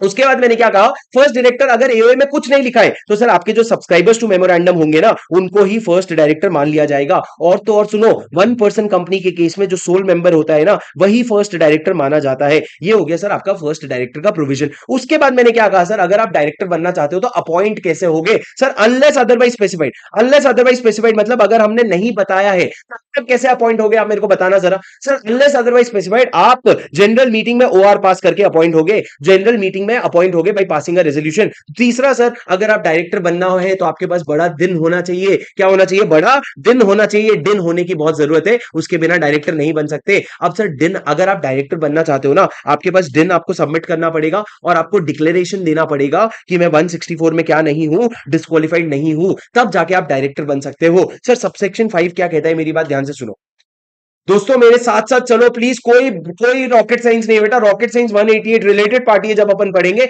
ये कोई रॉकेट साइंस नहीं है, फुद्दू सेक्शन है। मेरी बात सुन लो सर, मैंने क्या कहा, इसके बाद मैंने कहा कि अगर एक इंसान डायरेक्टर बनना चाहता है ना, उसको अपना कंसेंट देना पड़ेगा कंपनी को। सर कंसेंट मिलते ही कंपनी क्या करेगी, वो कंसेंट आरओसी के पास पहुंचा देगी 30 डेज के अंदर। सर कंपनी को कंसेंट कौन से फॉर्म में दोगे, DIR-2 फॉर्म में दोगे, और कंपनी आगे कौन से फॉर्म में पहुंचाएगी, DIR-12 फॉर्म में पहुंचाएगी। लेकिन एक सेकंड सर, अभी अमेंडमेंट आया है, आपको ये कंसेंट के साथ एक और चीज भी देना पड़ेगा। सर अगर आप जो इंडिविजुअल हो ना, आप कहीं और के नेशनल हो, मतलब आप इंडियन नहीं हो, आप कोई ऐसे कंट्री के नेशनल हो जो लैंड बॉर्डर शेयर करती है इंडिया के साथ। क्या शेयर करती है, लैंड बॉर्डर। से लैंड बॉर्डर मतलब क्या हो गया आपका, पाकिस्तान, अफगानिस्तान, ये सारा हो गया। अगर लैंड बॉर्डर शेयर करती है और आप वहां के नेशनल अगर हो ना, तो आपको इंडिया में सिक्योरिटी, नेशनल सिक्योरिटी क्लियरेंस लेना पड़ेगा। कौन देगा सर ये national security clearance, Amit Shah, ये अपना मिनिस्ट्री ऑफ होम अफेयर्स देंगे, गवर्नमेंट ऑफ इंडिया देगा। सर ये नेशनल सिक्योरिटी क्लियरेंस लेकर के कंसेंट के साथ अटैच करना, तभी इसको वैलिड कंसेंट माना जाएगा। क्या अटैच करना पड़ेगा, मिनिस्ट्री ऑफ होम अफेयर्स का national security clearance, national security clearance attach करना पड़ेगा। उसके बाद सर हम आ जाते हैं सबसेक्शन 6 पे। सबसेक्शन 6 क्या कहता है, मेरी बात एकदम ध्यान से सुनना सर। आपके total number of direct, sir section number 6 subsection 6 क्या कहता है, फर्स्ट एजीएम को भूल जाओ। क्या कहता है, except for the first AGM को भूल जाओ। सब्सिक्वेंट एजीएम से क्या होगा, unless the article provides for retirement of all the directors, unless the article provides for retirement of all the directors, subsequent AGM में क्या होगा, टोटल नंबर ऑफ डायरेक्टर में से 2/3 of the director shall be rotational director and maximum 1/3 will be non rotational director. अब वो 2/3 में से एक 1/3 of the director shell retire by rotation and the remaining 2/3 will be save. Sir यहां पे जो 2/3 है ना, ये एटलीस्ट है, मतलब यहां पे आपको मिनिमम लेना पड़ेगा। तो अगर टोटल नंबर ऑफ डायरेक्टर 10 है तो यहां पे 7 आएंगे, क्योंकि आपका 6.67 को आप अपर राउंड ऑफ करोगे 7। यहां पे हमेशा अपर राउंड ऑफ होता है, पर सर जब ये 2/3 का 1/3 निकालोगे ना, तो यहां हमेशा मैथ्स राउंड ऑफ होता है। मैथ्स राउंड ऑफ मतलब क्या, 2.3 को 2 बोलोगे और 2.67 को 3 बोलोगे, मैथ्स राउंड ऑफ होता है। पर यहां पे ऊपर 2.3 को भी आप क्या बोलोगे, 3 बोलोगे, क्योंकि यहां पे वर्ड क्या यूज हो रखा है, एटलीस्ट। क्या वर्ड यूज होगा है एटलीस्ट। तो मैंने क्या कहा, टोटल नंबर ऑफ डायरेक्टर का 2/3 रोटेशनल डायरेक्टर बनेंगे और मैक्सिमम 1/3 क्या बनेंगे, नॉन रोटेशनल डायरेक्टर बनेंगे। अब सर रिटायर कौन होगा, और director who is appointed in general meeting can retire in general meeting. Sir कोई डायरेक्टर अगर जनरल मीटिंग में अपॉइंट ही नहीं हुआ है तो वो जनरल मीटिंग में रिटायर ही नहीं होगा। तो इस तरीके से सर आप कैलकुलेशन करोगे। सवाल ये है सर रिटायर कौन होगा, सर रिटायर वो होगा जो लॉन्गेस्ट इन द ऑफिस है, जो सबसे पुराना है ऑफिस में। पर सर अगर मान लो दो डायरेक्टर एक ही दिन अपॉइंट हुए हैं तो डिसाइड कैसे होगा, तो लॉ ने बोला सबसे पहले तुम म्यूचुअल अग्रीमेंट से डिसाइड कर लो। अगर तुम म्यूचुअल अग्रीमेंट से डिसाइड कर लेते हो तो वेरी गुड, पर अगर तुम म्यूचुअल अग्रीमेंट से डिसीजन नहीं ले पाते हो ना, तो हम लोग लॉटरी निकालेंगे और डिटरमाइंड बाय लॉट, मतलब हम लॉटरी निकाल करके डिसाइड करेंगे कि कौन चलता बनेगा, पर हम डिसाइड करके चलता बनेगा बोल के भेज देंगे। सर ये क्या हो गया आपका टोटल 152 सबसेक्शन 6 हो गया। पर सर इसमें बहुत बारीकियां हैं, सुन लो, समझाऊंगा नहीं सुनाऊंगा, मेरी बात सुन लो। Sir total number of director में दो तीन लोग आते हैं, टोटल नंबर ऑफ डायरेक्टर में तीन लोग नहीं आते हैं कभी भी। सर इंडिपेंडेंट डायरेक्टर कभी भी नहीं आता, क्यों, क्योंकि आपका 149(13) में लिखा हुआ है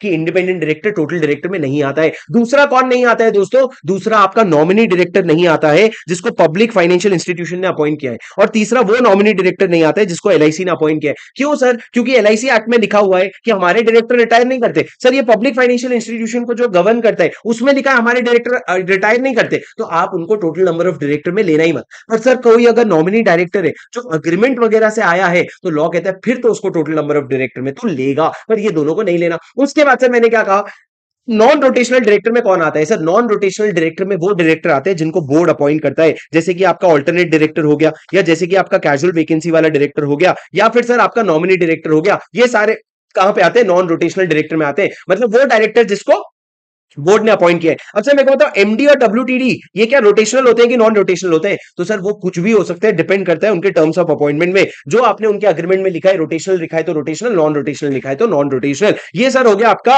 रिटायरमेंट वाला प्रोविजन। ये देखो सर इस बार मैंने नोट्स में प्यारा डाला है, total number of directors rotational 1/3, उसमें जो 1/3 है वो रिटायर करेंगे। कैसे रिटायर करेंगे सर, फीफो बेसिस पे, मतलब लॉन्गेस्ट इन द ऑफिस, और अगर सेम डे अपॉइंट हुआ है तो म्यूचुअल अग्रीमेंट से या फिर आप लॉटरी से डिटरमाइन करोगे। Sir total number of director में, मतलब ये जो 10 का लिमिट है उसमें आप तीन लोगों को, चार लोगों को इंक्लूड नहीं करोगे। इंडिपेंडेंट डायरेक्टर, वो नॉमिनी डायरेक्टर जिसको फाइनेंशियल इंस्टीट्यूशन ने अपॉइंट किया which is setup under act और पार्लियामेंट, और वो नॉमिनी डायरेक्टर जिसको एलआईसी एक्ट के अंडर अपॉइंट कर रहे हैं। पर सर एक और जना भी नहीं आता है, ऑल्टरनेट डायरेक्टर। मैंने ये गड़बड़ किया है यहाँ पे, नॉन रोटेशनल में ऑल्टरनेट डायरेक्टर नहीं आएगा, क्यों, क्योंकि नॉन रोटेशन सर उसको टोटल नंबर ऑफ डायरेक्टर में इंक्लूड नहीं करोगे आप, ऑल्टरनेट डायरेक्टर को तो टोटल नंबर ऑफ डायरेक्टर में इंक्लूड नहीं करोगे। और ऐसा एक क्वेश्चन भी है आपकी क्वेश्चन बैंक में। उसके बाद sir total number of director में कौन जरूर से इंक्लूड होंगे, अगर कोई नॉमिनी डायरेक्टर है जिसको फाइनेंशियल इंस्टीट्यूशन ने नहीं भेजा है, या फिर कोई डायरेक्टर 161 में अपॉइंट हो रखा है तो उसको आप इंक्लूड करोगे, लेकिन ऑल्टरनेट डायरेक्टर को इंक्लूड नहीं करोगे। उसके बाद सर जो डायरेक्टर जनरल मीटिंग में अपॉइंट हुआ है सर वही रिटायर कर सकता है,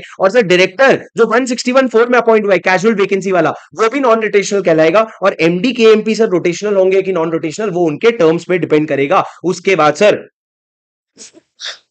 मेरी बात ध्यान से सुनो, उसके बाद मैंने क्या कहा, सर आप 152(6) में रिटायर तो कर जाते हो, पर रिटायर करने के बाद तीनों में से कोई एक चीज करना पड़ेगा, या तो तुम रिटायरिंग डायरेक्टर को रीअपॉइंट कर दो, या फिर तुम नए डायरेक्टर को अपॉइंट कर दो, या एक्सप्रेसली रिजॉल्व कर दो कि हम ये वैकेंसी नहीं भरेंगे, हमको जरूरत नहीं है, हम ये वैकेंसी नहीं भरेंगे। तीनों में से कुछ तो भी करना पड़ेगा। अगर नहीं किया ना तो तुम्हारी मीटिंग हो जाएगी एडजर्न। एडजर्न कब के लिए होगी सर, सेम टाइम सेम जगह next week, same time same place same day, but next week आपका मीटिंग एडजर्न हो जाएगा। उस दिन अगर नेशनल हॉलीडे है तो उसका immediately next day which is not a national holiday उसमें आपको मीटिंग एडजर्न करना पड़ेगा। सर एडजर्न मीटिंग में भी ये तीनों में से कुछ एक करना पड़ेगा। तीनों में से कुछ भी नहीं किया ना तो आपका मीटिंग वापस से क्या एडजर्न नहीं होगा। अब आपका मीटिंग क्या होगा, अब जो डायरेक्टर रिटायर हो रहे थे ना उनको आप ऑटोमेटिकली रीअपॉइंट कर दोगे, जो लोग रिटायर हो रहे थे उनको आप वापस ऑटोमेटिकली रीअपॉइंट कर दोगे। पर सर 5 ऐसे केसेस हैं जहां पे ऑटोमेटिक रीअपॉइंटमेंट नहीं होते। उसका शॉर्टकट मैंने आपको बताया था सर, LWR 164 162। सर एल क्या है, लॉस्ट। अगर हमने उनको पहले अपॉइंट करने की कोशिश की थी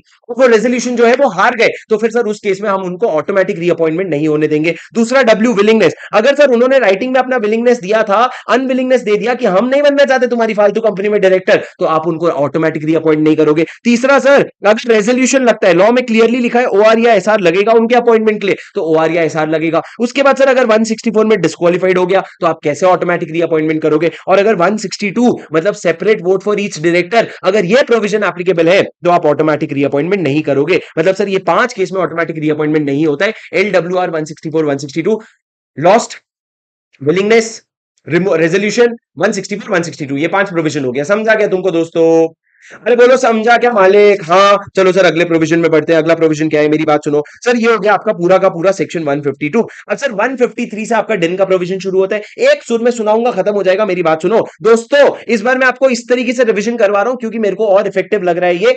बुक से भी रीड कर सकते हो पर एक बार ये पढ़ के देखो सर 152 क्या कहते हैं, 153 क्या कहते हैं। आप एप्लीकेशन दोगे डिन का तो ये इंसान क्या करेगा, सेंट्रल गवर्नमेंट को डिन के लिए एप्लीकेशन देगा in the form DIR 3। Sir DIR 3 में आपको पता है नेम एड्रेस बहुत सारे आईडी प्रूफ देने पड़ते हैं, एड्रेस प्रूफ देने पड़े, सारे अटैचमेंट देने पड़ते हैं और उसके साथ साथ उसको वेरीफाई भी करवाना पड़ता है। कौन वेरीफाई करता है? आपकी किसी कंपनी का CEO CFO, ये लोग वेरीफाई करके देते हैं। अब सर सेंट्रल गवर्नमेंट के पास जब ये DIR 3 लेके जाओगे ना तो सबसे पहले सर सेक्शन 154 एप्लीकेबल हो जाता है। अब वो कहता है एक एप्लीकेशन नंबर जनरेट होगा, एप्लीकेशन नंबर के बेसिस पे ये डिसाइड होगा कि तुमको डिन नंबर मिलेगा कि नहीं मिलेगा। अगर सर ये एप्लीकेशन नंबर जनरेट होने के बाद सेंट्रल गवर्नमेंट चेक करेगा 1 महीने के अंदर तुमको डिन देगा या नहीं देगा। अगर तुम्हारा डिन फाइनल हो गया तो वो तुमको डिन नंबर एलोकेट करेगा और तुमको पोस्ट में डाल करके बता देगा कि भैया तेरा डिन एलोकेट हो गया, बधाई हो। सर अगर एप्लीकेशन नंबर देने के बाद उसने चेक किया और उसको लगा कोई डिफेक्ट है या इनकम्प्लीटनेस है तो वो आपको 15 दिन का टाइम देगा, 15 दिन के अंदर रेक्टिफाई करना पड़ेगा। अब सर 15 दिन के अंदर क्या हो सकता है, या तो तुमने पूरा रेक्टिफाई कर दिया, अगर पूरा रेक्टिफाई कर दिया तो वो तुमको डिन एलोकेट करके दे देगा। पर सर ऐसा हो सकता है तुमने कंप्लीटली इग्नोर ही कर दिया, तुमने कोई एक्शन नहीं लिया। अगर कोई एक्शन नहीं लिया ना वो आपके डिन को इनवैलिड करार कर देगा। पर सर अगर आपने क्या किया, आपने पार्टली रेक्टिफाई कराया तो बोलेगा पागल दिमाग खराब हो गया है क्या तेरा, दिमाग खराब हो गया है क्या? अगर तूने पार्टली रेक्टिफाई किया तो वो कहेगा तुम्हारा एप्लीकेशन रिजेक्ट कर रहे हैं, बहुत हो गया नाटक तुम्हारा, जाओ फ्रेश एप्लीकेशन फाइल करो। पर सर एक अमेंडमेंट आया है, ये जो एप्लीकेशन नंबर जनरेट होता है ना ये एप्लीकेशन नंबर जनरेट नहीं होगा अगर आप नेशनल हो किसी फॉरेन से किसी उस कंट्री के जो इंडिया के साथ लैंड बॉर्डर शेयर कर रहा है। तो आपको वो एप्लीकेशन नंबर जनरेट करवाने के लिए ना नेशनल सिक्योरिटी क्लियरेंस लेना पड़ेगा। बेटा क्या लेना पड़ेगा? नेशनल सिक्योरिटी क्लियरेंस लेना पड़ेगा। उसके बाद ही आप क्या करवा सकते हो, एप्लीकेशन नंबर जनरेट करवा सकते हो। समझे? समझे क्या? मैं वो जानबूझ के करता हूं, मेरे कंट्रोल में रहती है चीजें अभी तक तो। सर समझे क्या? ये हो गया आपका पूरा का पूरा प्रोविजन। अब सर मेरी बात सुनो सर, पुट अंडर रीसबमिशन का मतलब क्या होता है? पुट अंडर रीसबमिशन मतलब आपको वापस से डॉक्यूमेंट्स जमा करने, कुछ फ्रेश एप्लीकेशन नहीं फाइल करना है, आपको कुछ डॉक्यूमेंट्स जमा करने हैं। उसके बाद सर 150 क्या कहता है, एक से ज्यादा डिन लेने के लिए प्रोहिबिटेड हो, एक से ज्यादा डिन नहीं ले सकते। सर 152 और 156 और 157 ट्रांजिशन प्रोविजन है। कहता है आप पहले अगर डायरेक्टर बन गए हो और बाद में आपको क्या मिला है, आप पहले अगर डायरेक्टर बन गए और आपको बाद में अगर डिन नंबर मिला है तो DIR 3B में कंपनी को इंटीमेट कर देना 1 महीने के अंदर अंदर। जैसे ही आप DIR 3B दोगे कंपनी उसके 15 दिन के अंदर अंदर DIR 3C में आगे ROC को इंटीमेट कर देगा। अगर आपने कॉन्ट्रावेंशन किया तो पेनल्टी लगेगा। सर काट दो ये पेनल्टी, एग्जाम में आएगा तो भी मैं मानता हूं इतना इंपॉर्टेंट है नहीं, पर एग्जाम में आएगा नहीं। पर मैं बस हिम्मत नहीं रखता ये बोलने का कि एग्जाम में नहीं आएगा, क्योंकि मेरे को लगता है मेरा वीडियो कभी कभी ICI भी देख रहा होता है। सर सेक्शन 158 क्या है, ऑब्लिगेशन टू इंडिकेट। सर आप जिन नंबर अपने हर रिप में बताओगे, रिटर्न इन्फॉर्मेशन पर्टिकुलर, तुम एक बार बोलो अपने मुंह से, अपने जुफ्त केसरी बोलो, रिटर्न इन्फॉर्मेशन पर्टिकुलर, तुम हर जगह अपना डिन नंबर बताओगे। उसके बाद सर सेक्शन 152 155 156 का कॉन्ट्रावेंशन अगर हुआ तो आपको पेनल्टी देनी पड़ेगी 50,000 रुपया और हर दिन का 500 रुपया। तो 50,000 रुपया और दिन का 500 रुपया। सर अब ये इंपॉर्टेंट प्रोविजन है। सर क्या आपका डिन कैंसिल हो सकता है? ये इंपॉर्टेंट प्रोविजन है, मेरी बात सुनो। सर क्या आपका डिन कैंसिल हो सकता है या डिन डीएक्टिवेट हो सकता है? बिल्कुल हो सकता है। सर अगर बाद में सेंट्रल गवर्नमेंट को या रीजनल डायरेक्टर को कभी भी पता चलता है कि डिन जो है वो डुप्लीकेट हो गया है या आपने डिन को फ्रॉडलेंट मैनर से लिया था, ये डेथ, अनसाउंड माइंड क्या या इंसॉल्वेंट हो गया है, सर इसको याद करने का तरीका है foodies. Foodies FUDDIS। Sir F क्या है, फ्रॉडलेंट तरीके से लिया है, यू क्या है, अनसाउंड माइंड के हो गए, डी क्या है, एक में डेथ हो गया, एक में आप डुप्लीकेट हो गया डिन उसका, आई क्या है, इंसॉल्वेंट हो गए, और एस क्या, अगर सामने वाले ने डिन सरेंडर कर दिया फॉर्म DIR 5 डाल के। सर क्या डाल के? फॉर्म DIR 5 डाल के डिन अगर सरेंडर हो गया है तो सर जब आप सरेंडर कर रहे हो ना आपको एक डिक्लेरेशन देना पड़ेगा कि DIN has never been used for filing any document, तभी आप सरेंडर कर सकते हो। और उस केस में क्या होगा सर, उस केस में क्या होगा, FUDDIS, उस केस में आपका डिन कैंसिल या डीएक्टिवेट हो जाएगा। सर कभी कभी ना आपने DIR 3 फाइल किया था, मान लो DIR 3 में आपने कोई इन्फॉर्मेशन दे दिया था जो अब रेलेवेंट नहीं है या चेंज हो गया, मान लो आपने डालते हुए जेंडर मेल डाला था, बाद में आपने कुछ करवाया आप जेंडर फीमेल हो गया, तो आपको इंटीमेट करना पड़ेगा सीजी को कि हाँ भाई बदल लिया है जेंडर। तो सर आप कितने दिन में इंटीमेट करोगे? 30 दिन के अंदर बाय फाइलिंग है DIR 6। सर सीजी वेरीफाई करेगा अपने हिसाब से। एक बार वेरीफाई हो जाने के बाद सीजी बताएगा एप्लीकेंट और ROC को भी कि हमने ये चेंजेस कर दिए हैं। उसके बाद सर मेरी बात सुनो, director also to intimate above changes in DIN to company within 15 days of such change. आपको 15 डेज ऑफ सच चेंज में आपको क्या करना पड़ेगा, इंटीमेट करना पड़ेगा। ये सारी चीजें हो गई सर। अब section 160 right of a retiring director, right of a director other than retiring director to stand for directorship. हाँ रहेगा राहुल, तेरे स्पैम करने से मैं चैनल से ब्लॉक कर दूंगा।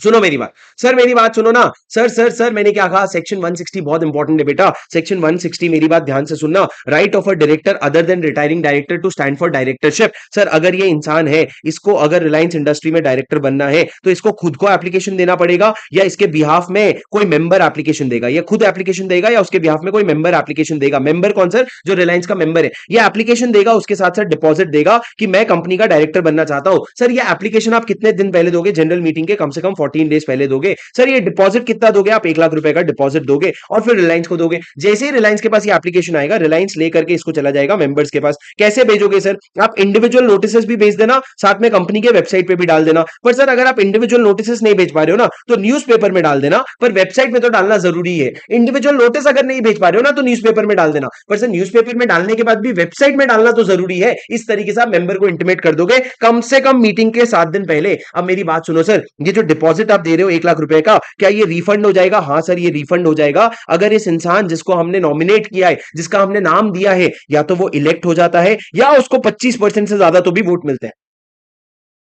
सर टोटल वैलिड वोट का 25% से तो भी ज्यादा अगर मिलता है तो भी उसके पैसे रिफंड हो जाएंगे। पर सर अब हमारा लॉ का गेम शुरू होता है एक्सेप्शन का। सर डिपॉजिट की बात करते हैं। डिपॉजिट जनरली तो 1 लाख रुपया होता है, पर सर कुछ केसेस में जीरो डिपॉजिट होता है, मतलब नो डिपॉजिट इज रिक्वायर्ड। पहला अगर आप इंडिपेंडेंट डायरेक्टर को अपॉइंट करने की बात कर रहे हो, दूसरा अगर नॉमिनेशन रेम्युनरेशन कमेटी रिकमेंडेशन दे रहा है, और तीसरा जिस कंपनी को एनआरसी एप्लीकेबल नहीं है उस कंपनी का बोर्ड अगर क्या दे रहा है, उस कंपनी का बोर्ड अगर रिकमेंडेशन दे रहा है, तो तीनों केसेस में आपका डिपॉजिट जीरो हो जाएगा। सर कहीं पे डिपॉजिट 10,000 रुपए भी हो जाता है। 10,000 रुपए का डिपॉजिट कहां पे है सर, निधि कंपनी के केस में हमने बोला डिपॉजिट निधि से ज्यादा नहीं ले सकते यार। निधि से कैसे ज्यादा लेंगे, निधि से हम सर 10,000 रुपए लेंगे बेटा, और वो भी अगर तुम्हारा इलेक्ट हो गए या 25% से ज्यादा वोट आ गया तो तुम्हारे पैसे रिफंड कर देंगे। अब सर रिफंड की बात आती है, रिफंड आप इस समय करोगे जब इलेक्ट हो जाए या 25% से ज्यादा वोट मिल जाए। इसका कोई एक्सेप्शन है क्या? अरे बिना एक्सेप्शन के लॉ अधूरा है बेटा। सेक्शन 8 कंपनी में अगर आपका रिफंड जो है, सेक्शन 8 कंपनी में बोर्ड ऑफ डायरेक्टर को पावर दे दिया है कि बोर्ड ऑफ डायरेक्टर तो अपने डिस्क्रिप्शन के हिसाब से रिफंड कर सकता है। अगर 25% या उससे कम वोट भी आए ना,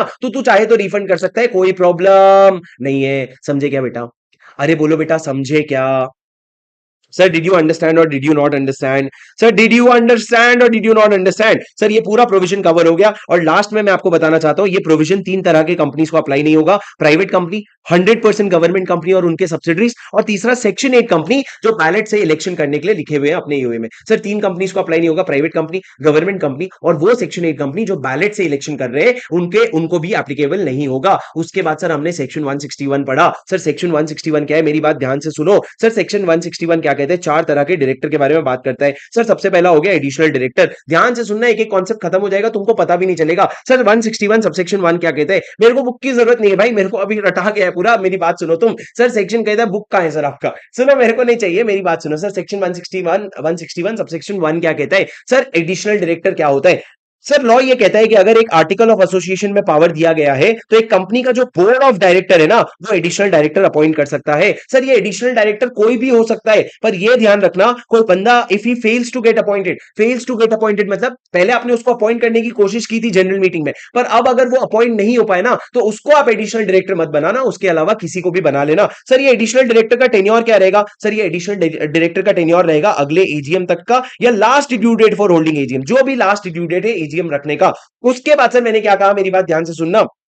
सर ये जो आपने अपॉइंटमेंट करा ना, या बोर्ड मीटिंग से भी कर सकते हो, या रेजोल्यूशन बाय सर्कुलेशन से भी कर सकते हो। बोर्ड मीटिंग से भी कर सकते हो, या रेजोल्यूशन बाय सर्कुलेशन से भी कर सकते हो। सर ये हो गया आपका additional director. Sir additional director का इतना ही प्रोविजन है। उसके बाद सर आ जाओ आपके ऑल्टरनेट डायरेक्टर पे। ऑल्टरनेट डायरेक्टर क्या होता है सर? अगर एक कंपनी का जो ओरिजिनल डायरेक्टर है वो अगर इंडिया के बाहर जाता है 3 महीने या उससे ज्यादा, तो कंपनी जो है ना, ओरिजिनल डायरेक्टर के बदले में एक ऑल्टरनेट डायरेक्टर अपॉइंट कर सकता है। याद रखना, ये ऑल्टरनेट डायरेक्टर ओरिजिनल डायरेक्टर का प्रॉक्सी कभी नहीं होता है, कभी भी प्रॉक्सी नहीं होता है। उसके बाद मैंने क्या कहा सर, उसके बाद मैंने ये कहा कि ऑल्टरनेट डायरेक्टर का टेन्योर क्या रहता है, वो तब तक रहता है जब तक ओरिजिनल डायरेक्टर लौट नहीं आता या फिर ओरिजिनल डायरेक्टर का टेन्योर खुद खत्म नहीं हो जाता, तब तक ये रहता है, इसका टेन्योर तब तक का रहता है। अब सर सवाल ये है कि ऑल्टरनेट डायरेक्टर कौन नहीं बन सकता? अगर आप कंपनी में ऑलरेडी डायरेक्टर हो या फिर आप कंपनी में किसी और के लिए ऑल्टरनेट डायरेक्टर हो, तो दोबारा से आप ऑल्टरनेट डायरेक्टर नहीं बन सकते। मैंने आपको क्लास में समझाया था कि अगर टाइगर बाहर जा रहा है ओरिजिनल डायरेक्टर, तो एंड्रयू टाटे, काटे कौन, वो दिशा पटनी का नया वाला,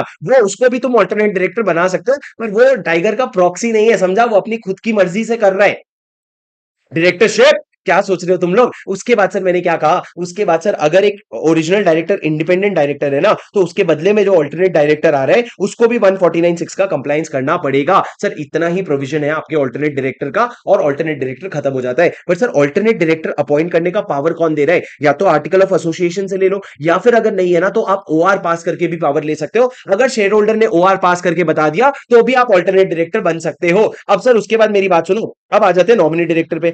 सर नॉमिनी डायरेक्टर कौन होता है? नॉमिनी डायरेक्टर मतलब अगर आप लॉ के वजह से या अग्रीमेंट की वजह से या सेंट्रल गवर्नमेंट या स्टेट गवर्नमेंट के शेयर होल्डर होने की वजह से, सेंट्रल गवर्नमेंट या स्टेट गवर्नमेंट के शेयर होल्डर होने की वजह से आप क्या कर रहे हो, आप अगर कंपनी में एक डायरेक्टर अपॉइंट कर रहे हो तो उसको कहते हैं नॉमिनी डायरेक्टर। सर अगर बोर्ड ऑफ डायरेक्टर अपने बोर्ड में लॉ के वजह से या अग्रीमेंट की वजह से या सेंट्रल गवर्नमेंट या स्टेट गवर्नमेंट की वजह से अगर एक डायरेक्टर अपॉइंट कर रहे हैं तो उसको हम क्या कहते हैं? Nominee director. और सर लास्ट सबसे इंपॉर्टेंट, कैजुअल वैकेंसी। मेरी बात ध्यान से सुनना, अगर एक डायरेक्टर है जो जनरल मीटिंग में अपॉइंट हुआ था, उसका टेन्योर होने के खत्म होने के पहले अगर उसका ऑफिस वेकेट हो जाता है तो उसको कैजुअल वैकेंसी कहते हैं। और सर ये कैजुअल वैकेंसी को भरेगा बोर्ड ऑफ डायरेक्टर। सर कितने दिन के अंदर भरेगा? लॉ में कुछ नहीं लिखा है, इसका मतलब तुमको भरना है तो भरो, नहीं भरना है तो मत भरो। अगर तुमको लगता है जरूरी नहीं है तो मत भरना, पर सर बोर्ड ऑफ डायरेक्टर भरेगा। लेकिन बोर्ड ऑफ डायरेक्टर भरने के बाद नेक्स्ट जनरल मीटिंग में तुमको क्या करना पड़ेगा? शेयर होल्डर से रेटिफाई करवाना पड़ेगा, शेयर होल्डर से अप्रूव करवाना पड़ेगा। सर ये आपका कैजुअल वैकेंसी का प्रोविजन है। अगर टेन्योर के पहले अगर ऑफिस वेकेट हो जाती है तो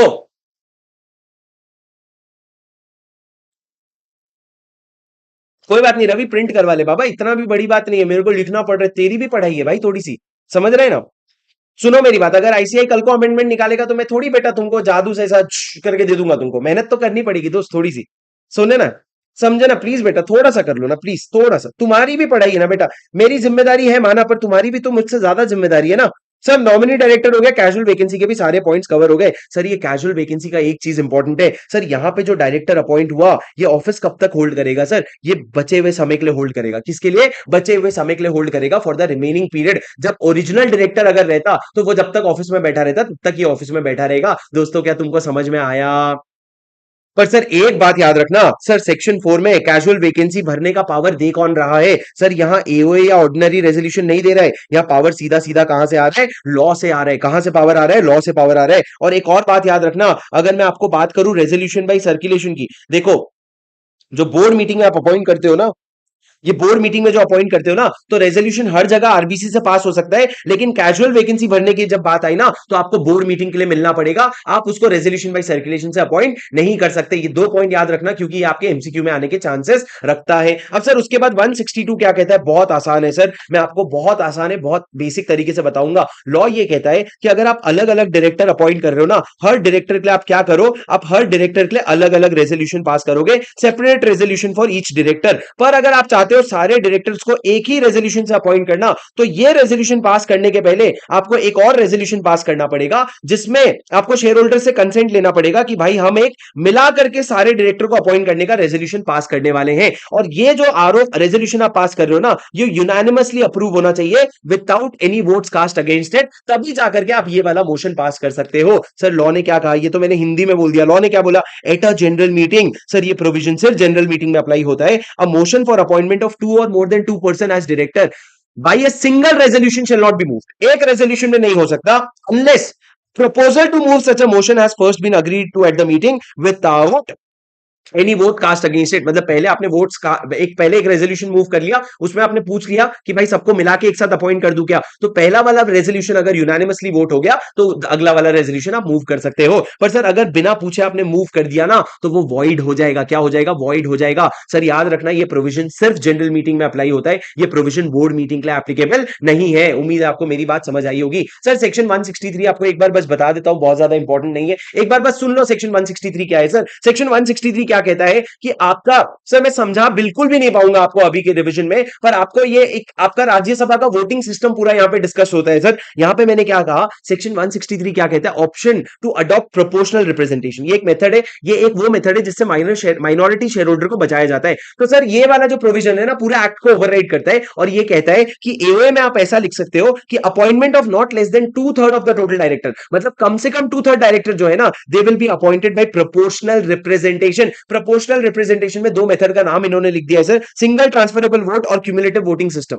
सिंगल ट्रांसफरेबल वोट और क्यूमुलेटिव वोटिंग सिस्टम, और ये जो डायरेक्टर अपॉइंट होगा ना ये 3 साल के लिए अपॉइंट होगा, और अगर इसकी डायरेक्टर की टेन्योर वेकेट हो जाएगी ना तो उसको कैजुअल वैकेंसी बोलेंगे और 161(4) के हिसाब से भरेंगे। सर प्रोपोर्शनल रिप्रेजेंटेशन के लिए कंपनी ऑप्ट कर सकती है, और अगर ऑप्ट की तो या तो सिंगल ट्रांसफरेबल वोट से या क्यूमुलेटिव वोटिंग सिस्टम से भरा जाएगा। उसके बाद सर आ जाओ सेक्शन 164 में जो बेहद इंपॉर्टेंट है, ये 3 पार्ट में डिवाइडेड है, मेरी बात ध्यान से सुनना दोस्तों, वीडियो लाइक जरूर कर देना अगर तुमको ये मजा आया ना, वीडियो लाइक जरूर कर देना प्लीज यार, मेरे को बोलना ना पड़े, तुम लोग वीडियो लाइक जरूर कर देना।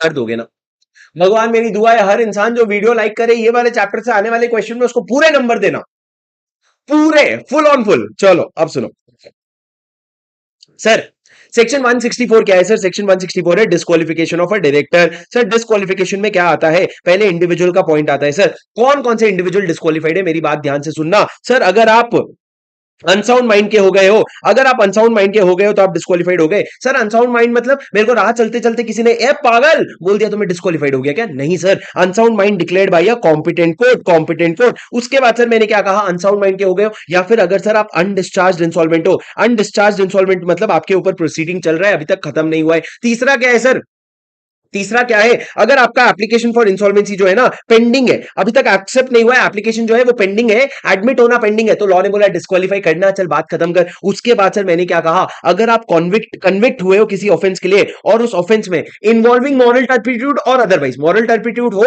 या नहीं हो, अगर आप कन्विक्ट हुए और कन्विक्ट होने की वजह से 6 महीने या उससे ज्यादा के लिए जेल गए हो, तो जब तक आप जेल से रिलीज होने के बाद 5 साल तक का वनवास नहीं कर लेते तब तक आप डिस्क्वालिफाइड रहोगे। और सर अगर आप जेल 7 साल या उससे ज्यादा के लिए गए हो ना तो आप फॉर एवर डिस्क्वालिफाइड हो जाओगे। क्या कहा सर मैंने, अगर आप किसी ऑफेंस के लिए कन्विक्ट हुए हो और उसमें मॉरल टर्पिट्यूड इन्वॉल्व हो या ना हो, और अगर आप 6 महीने या उससे ज्यादा के लिए जेल गए हो तो आप जेल से रिलीज होने के बाद 5 साल तक डिस्क्वालिफाइड रहोगे। पर अगर आप 7 साल या उससे ज्यादा के लिए जेल गए हो ना तो तुम फॉर एवर डिस्क्वालिफाइड हो जाओगे। उसके बाद सर कोई कोर्ट या ट्राइब्यूनल ने कोई ऑर्डर पास किया और वो ऑर्डर जो है वो अभी भी फोर्स में है तो आप डिस्क्वालिफाइड हो गए। उसके बाद सर कॉल्स, अगर आपने किसी कंपनी का शेयर होल्ड करते हो और आपने उसका कॉल का पेमेंट नहीं किया और कॉल का लास्ट ड्यू डेट जो था ना उसके बाद 6 महीने लैप्स हो चुके हैं तो आप डिस्क्वालिफाइड हो गए। सर यहां पे एक बहुत कॉमन क्वेश्चन आप हमेशा पूछते हो, सर ये जो शेयर्स है ये कंपनी के हैं कि कंपनी के अलावा भी कोई शेयर्स है। दोस्तों तुम्हारा इंटरप्रिटेशन है, एग्जाम में क्वेश्चन इस पे नहीं आता, तुम्हारे और मेरे इंटरप्रिटेशन में फर्क हो सकता है, तो इसका कोई स्ट्रॉन्ग आंसर नहीं है, केस लॉ भी नहीं है। पर लॉ क्या कहते हैं, अगर तुम कॉल्स में डीले करते हो of any shares held by such person in the company, कोई भी शेयर्स का अगर आप डीले करते हो तो लॉ कहता है अगर 6 महीने लैप्स हो गए ना लास्ट ड्यू डेट से तो लॉ कहता है तुम डिस्क्वालीफाई हो जाओगे। एक और सवाल आता है सर फॉर एवर डिस्क्वालीफाई हो जाएंगे कि कुछ पीरियड है, देखो बेटा कुछ पीरियड तो नहीं है तो फॉर एवर ही डिस्क्वालीफाई हो जाओगे। उसके बाद मैंने क्या कहा सर, उसके बाद मैंने क्या कहा, अगर आप 188 का कॉन्ट्रावेंशन कर रहे हो पिछले 5 साल में कभी भी तो आप डिस्क्वालीफाइड हो जाओगे। अगर 152(3) में आपके पास दिन नहीं है तो आप डिस्क्वालीफाइड हो जाओगे, और 165 में आप मैक्सिमम नंबर ऑफ डायरेक्टर का लिमिट ब्रीच कर चुके हो तो आप डिस्क्वालीफाइड हो जाओगे। सर ये पूरा आपका इंडिविजुअल का डिस्क्वालिफिकेशन है। इसको याद करने का तरीका मैंने क्या बनाया था सर, आईआईएम से कॉल आएगा, कॉल आके तुमको ऑफर देंगे, ऑफर क्या देंगे, इतना बड़ा पैकेज देंगे 188 152 165 का, फिर तुम्हारे मुंह पे कोई पानी डाल के उठा देगा तुमको कि चल बे एग्जाम लिखने जा। पर सर सुनो आईआईएम क्या है, अगर आप इंसॉल्वेंट हो रखे हो, इंसॉल्वेंट हो रखे हो, अनडिस्चार्ज इंसॉल्वेंट और आपका इंसॉल्वेंसी का एप्लीकेशन पेंडिंग है। एम क्या है, अनसाउंड माइंड के हो आप। सीएएलसी क्या है सर, सी कॉल क्या है, आपका कोई कॉल्स में आपने अरियर कर दिया है।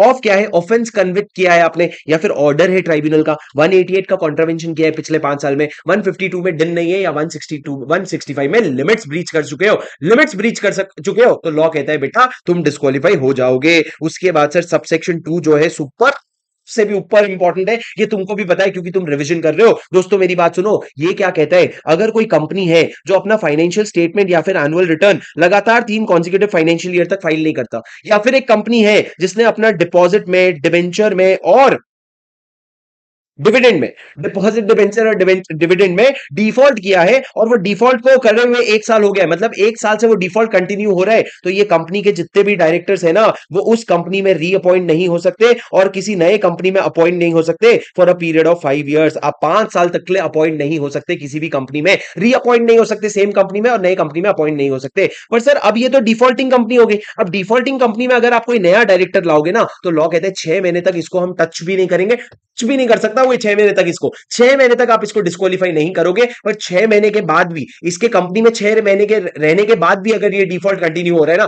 तो ये भी डिस्क्वालीफाई हो जाएगा। उसके बाद मैंने क्या कहा सर, अगर आप एक बार डिस्क्वालीफाई होते हो तो आप 5 साल के लिए डिस्क्वालीफाई हो जाते हो, पर सर जिस दिन डिफॉल्ट किया उसके अगले दिन ही अगर डिफॉल्ट गुड कर दिया तो घंटा फर्क नहीं पड़ता, 5 साल के लिए तो चुपचाप तुम डिस्क्वालीफाई हो जाओगे। क्या तुमको मेरी बात समझी?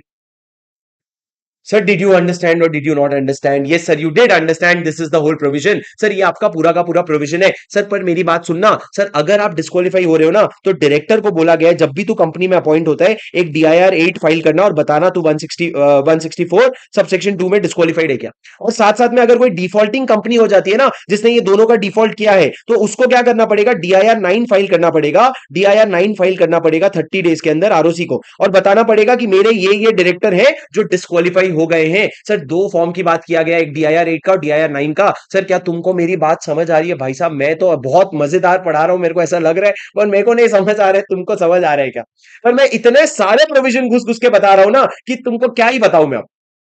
ठीक है सर, मैंने एक पॉइंट नहीं छोड़ा यार, मेरी बात तो सुनो यार, पागल हो रखा हूं, मेरे को रात को 10 साढ़े 10 बजे ही रिवीजन लेना चाहिए। सर तीसरा पॉइंट, मेरी बात सुनो दोस्तों, तीसरा पॉइंट मैंने क्या कहा, तीसरा पॉइंट, अगर एक प्राइवेट कंपनी है ना, सर आप अपने मुंह मियां मिट्ठू कर रहे हो, नहीं यार मैंने कभी किया है क्या आज तक, मेरे को बताओ, आज पहली बार मेरे को ऐसा लग रहा है, इसलिए मैं आपको बता रहा हूं, सारी चीजें बताता हूं मैं आपको। प्राइवेट कंपनी ना सर अगर चाहे तो एडिशनल ग्राउंड्स बता सकती है, एडिशनल ग्राउंड्स बता सकती है कि AOA में एडिशनल ग्राउंड्स जिसके वजह से आप डिस्क्वालीफाई हो जाओ। पर सर ये डिस्क्वालिफिकेशन सिर्फ कौन बताएगा? सिर्फ प्राइवेट कंपनी बताएगी, प्राइवेट कंपनी के अलावा कोई भी नहीं बताएगा। सर ये आपका 164 पूरा का पूरा खत्म हो गया। अगर आप 164 का कुछ कॉन्ट्रावेंशन करते हो तो पेनल्टी है क्या?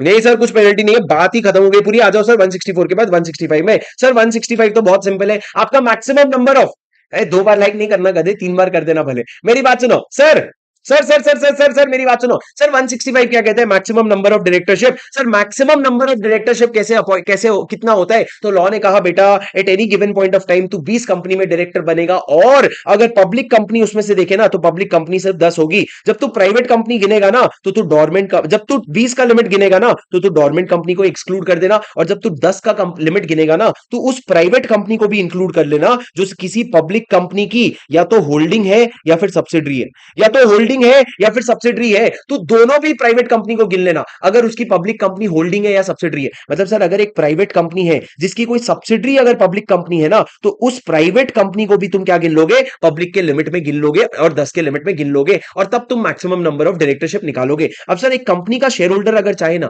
अगर एक रिलायंस का शेयर होल्डर चाहे, तो वो SR पास करके अपने डायरेक्टर्स को ये बोल सकता है कि तुम मैक्सिमम 10 और 20 कंपनी नहीं, तुम एक lower number of maximum company में काम करोगे। मतलब वो बोल सकता है मेरा डायरेक्टर तू सिर्फ हमारे अलावा 2 और कंपनी में काम करेगा, ऐसा रिस्ट्रिक्शन तुम SR पास करके लगा सकते हो, तुम्हारा पूरा पूरा हक है। अब सर तुम्हारे लिमिट के बाहर जाकर के अगर तुम काम करोगे ना, तुमने कॉन्ट्रावेंशन किया, और तुमको पेनल्टी कितना लगेगा, 2,000 रुपए पर डे का पेनल्टी लगेगा, up to a maximum of 2 lakh, to a maximum of 2 lakh का आपको क्या लगेगा दोस्तों, पेनल्टी लगेगा। उसके बाद आ जाओ सर आगे वाले सेक्शन में। आगे वाला सेक्शन क्या है सर, 166 ड्यूटीज ऑफ डायरेक्टर। ये तुम्हारी ड्यूटी है कर लेना कि भैया AOA में काम करना, गुड फेथ में काम करना, उसके अलावा कॉन्फ्लिक्ट मत आने देना, गुड फेथ में काम करना, ड्यू डिलीजेंस करना, और लास्ट में क्या पढ़ा सर हमने, अपनी ऑफिस को असाइन मत करना। अगर असाइन किया तो क्या हो जाएगा, वॉइड हो जाएगा। अगर असाइन किया तो क्या हो जाएगा, वॉइड हो जाएगा। सर असाइन क्यों नहीं कर सकते, वैसे भी तुम्हारी डेथ वगैरह होती है तो तुम्हारी ऑफिस वेकेट हो जाती है, तो तुम असाइन कर भी नहीं सकते, अगर कर दिया तो वॉइड हो गया। अब सर इसका अगर तुम कॉन्ट्रावेंशन करोगे तो तुमको 1 लाख से 5 लाख रुपए तक की पेनल्टी लगेगी। बात खत्म, कोई बात ही नहीं थी सर। 166 में छोड़ दो, मैं तो बोलता हूं छोड़ दो, मत छोड़ो यार, ICAI सुन लेगा, पढ़ लो यार। 167 सुन लो सर, दुनिया का सबसे इंपॉर्टेंट सेक्शन अगर कुछ है ना, तो वो ये है 149(6) है वो, पर ये 167 भी बहुत इंपॉर्टेंट है। मेरी बात सुनो सर, वेकेशन की बात करता है, वेकेशन आपका ऑफिस वेकेट कब होगा सर, 8 ग्राउंड से वेकेशन की, मेरी बात ध्यान से सुनना सर। सबसे पहला ग्राउंड क्या है वेकेशन का, सर आपका ऑफिस वेकेट हो जाएगा अगर आप 164 में डिस्क्वालीफाइड होते हो। पर अगर आप 164 में 2 में डिस्क्वालीफाइड होते हो ना, तो जो डिफॉल्टिंग कंपनी है उसमें तुम वेकेट नहीं करोगे, उसके अलावा हर जगह वेकेट कर जाओगे।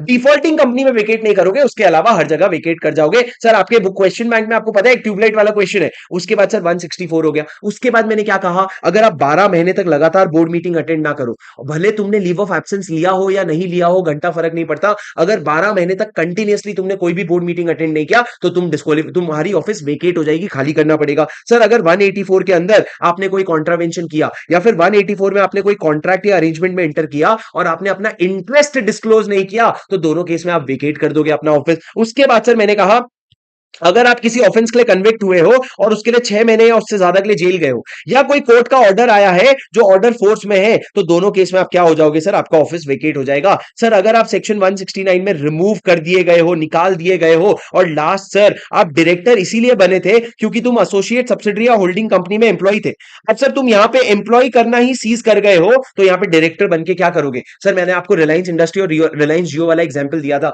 अगर कहीं और एम्प्लॉय होने की वजह से तुम हमारी कंपनी में डायरेक्टर बन रहे हो, सर तुम जहां एम्प्लॉय थे वहां एम्प्लॉय नहीं रहे, तो हमारे डायरेक्टर बन के क्या करोगे, चलते बनो। ये 8 केसेस में सर आपका ऑफिस वेकेट हो जाता है। पर सर ये दोनों स्पेशल केस है, मेरी बात सुनना, अगर आप ऑफेंस के लिए 6 महीने से ज्यादा जेल गए हो, या अगर आप ऑर्डर पास हुआ है आपके अगेंस्ट कि आप डिस्क्वालीफाइड हो, तो सर इमीडिएटली वेकेट नहीं करोगे, आपको 30 डेज का टाइम मिलेगा। 30 डेज में आप अपील कर सकते हो, अपील का ऑर्डर आएगा, अपील का ऑर्डर आने के बाद भी आपको और 7 दिन का टाइम मिलेगा, मतलब सेकंड अपील में फाइल कर सकते हो आप। पर जब सेकंड अपील का ऑर्डर आ जाएगा ना, ये ऑर्डर फाइनल और बाइंडिंग होगा और इसके बेसिस पे आपको ऑफिस वेकेट करना पड़ेगा।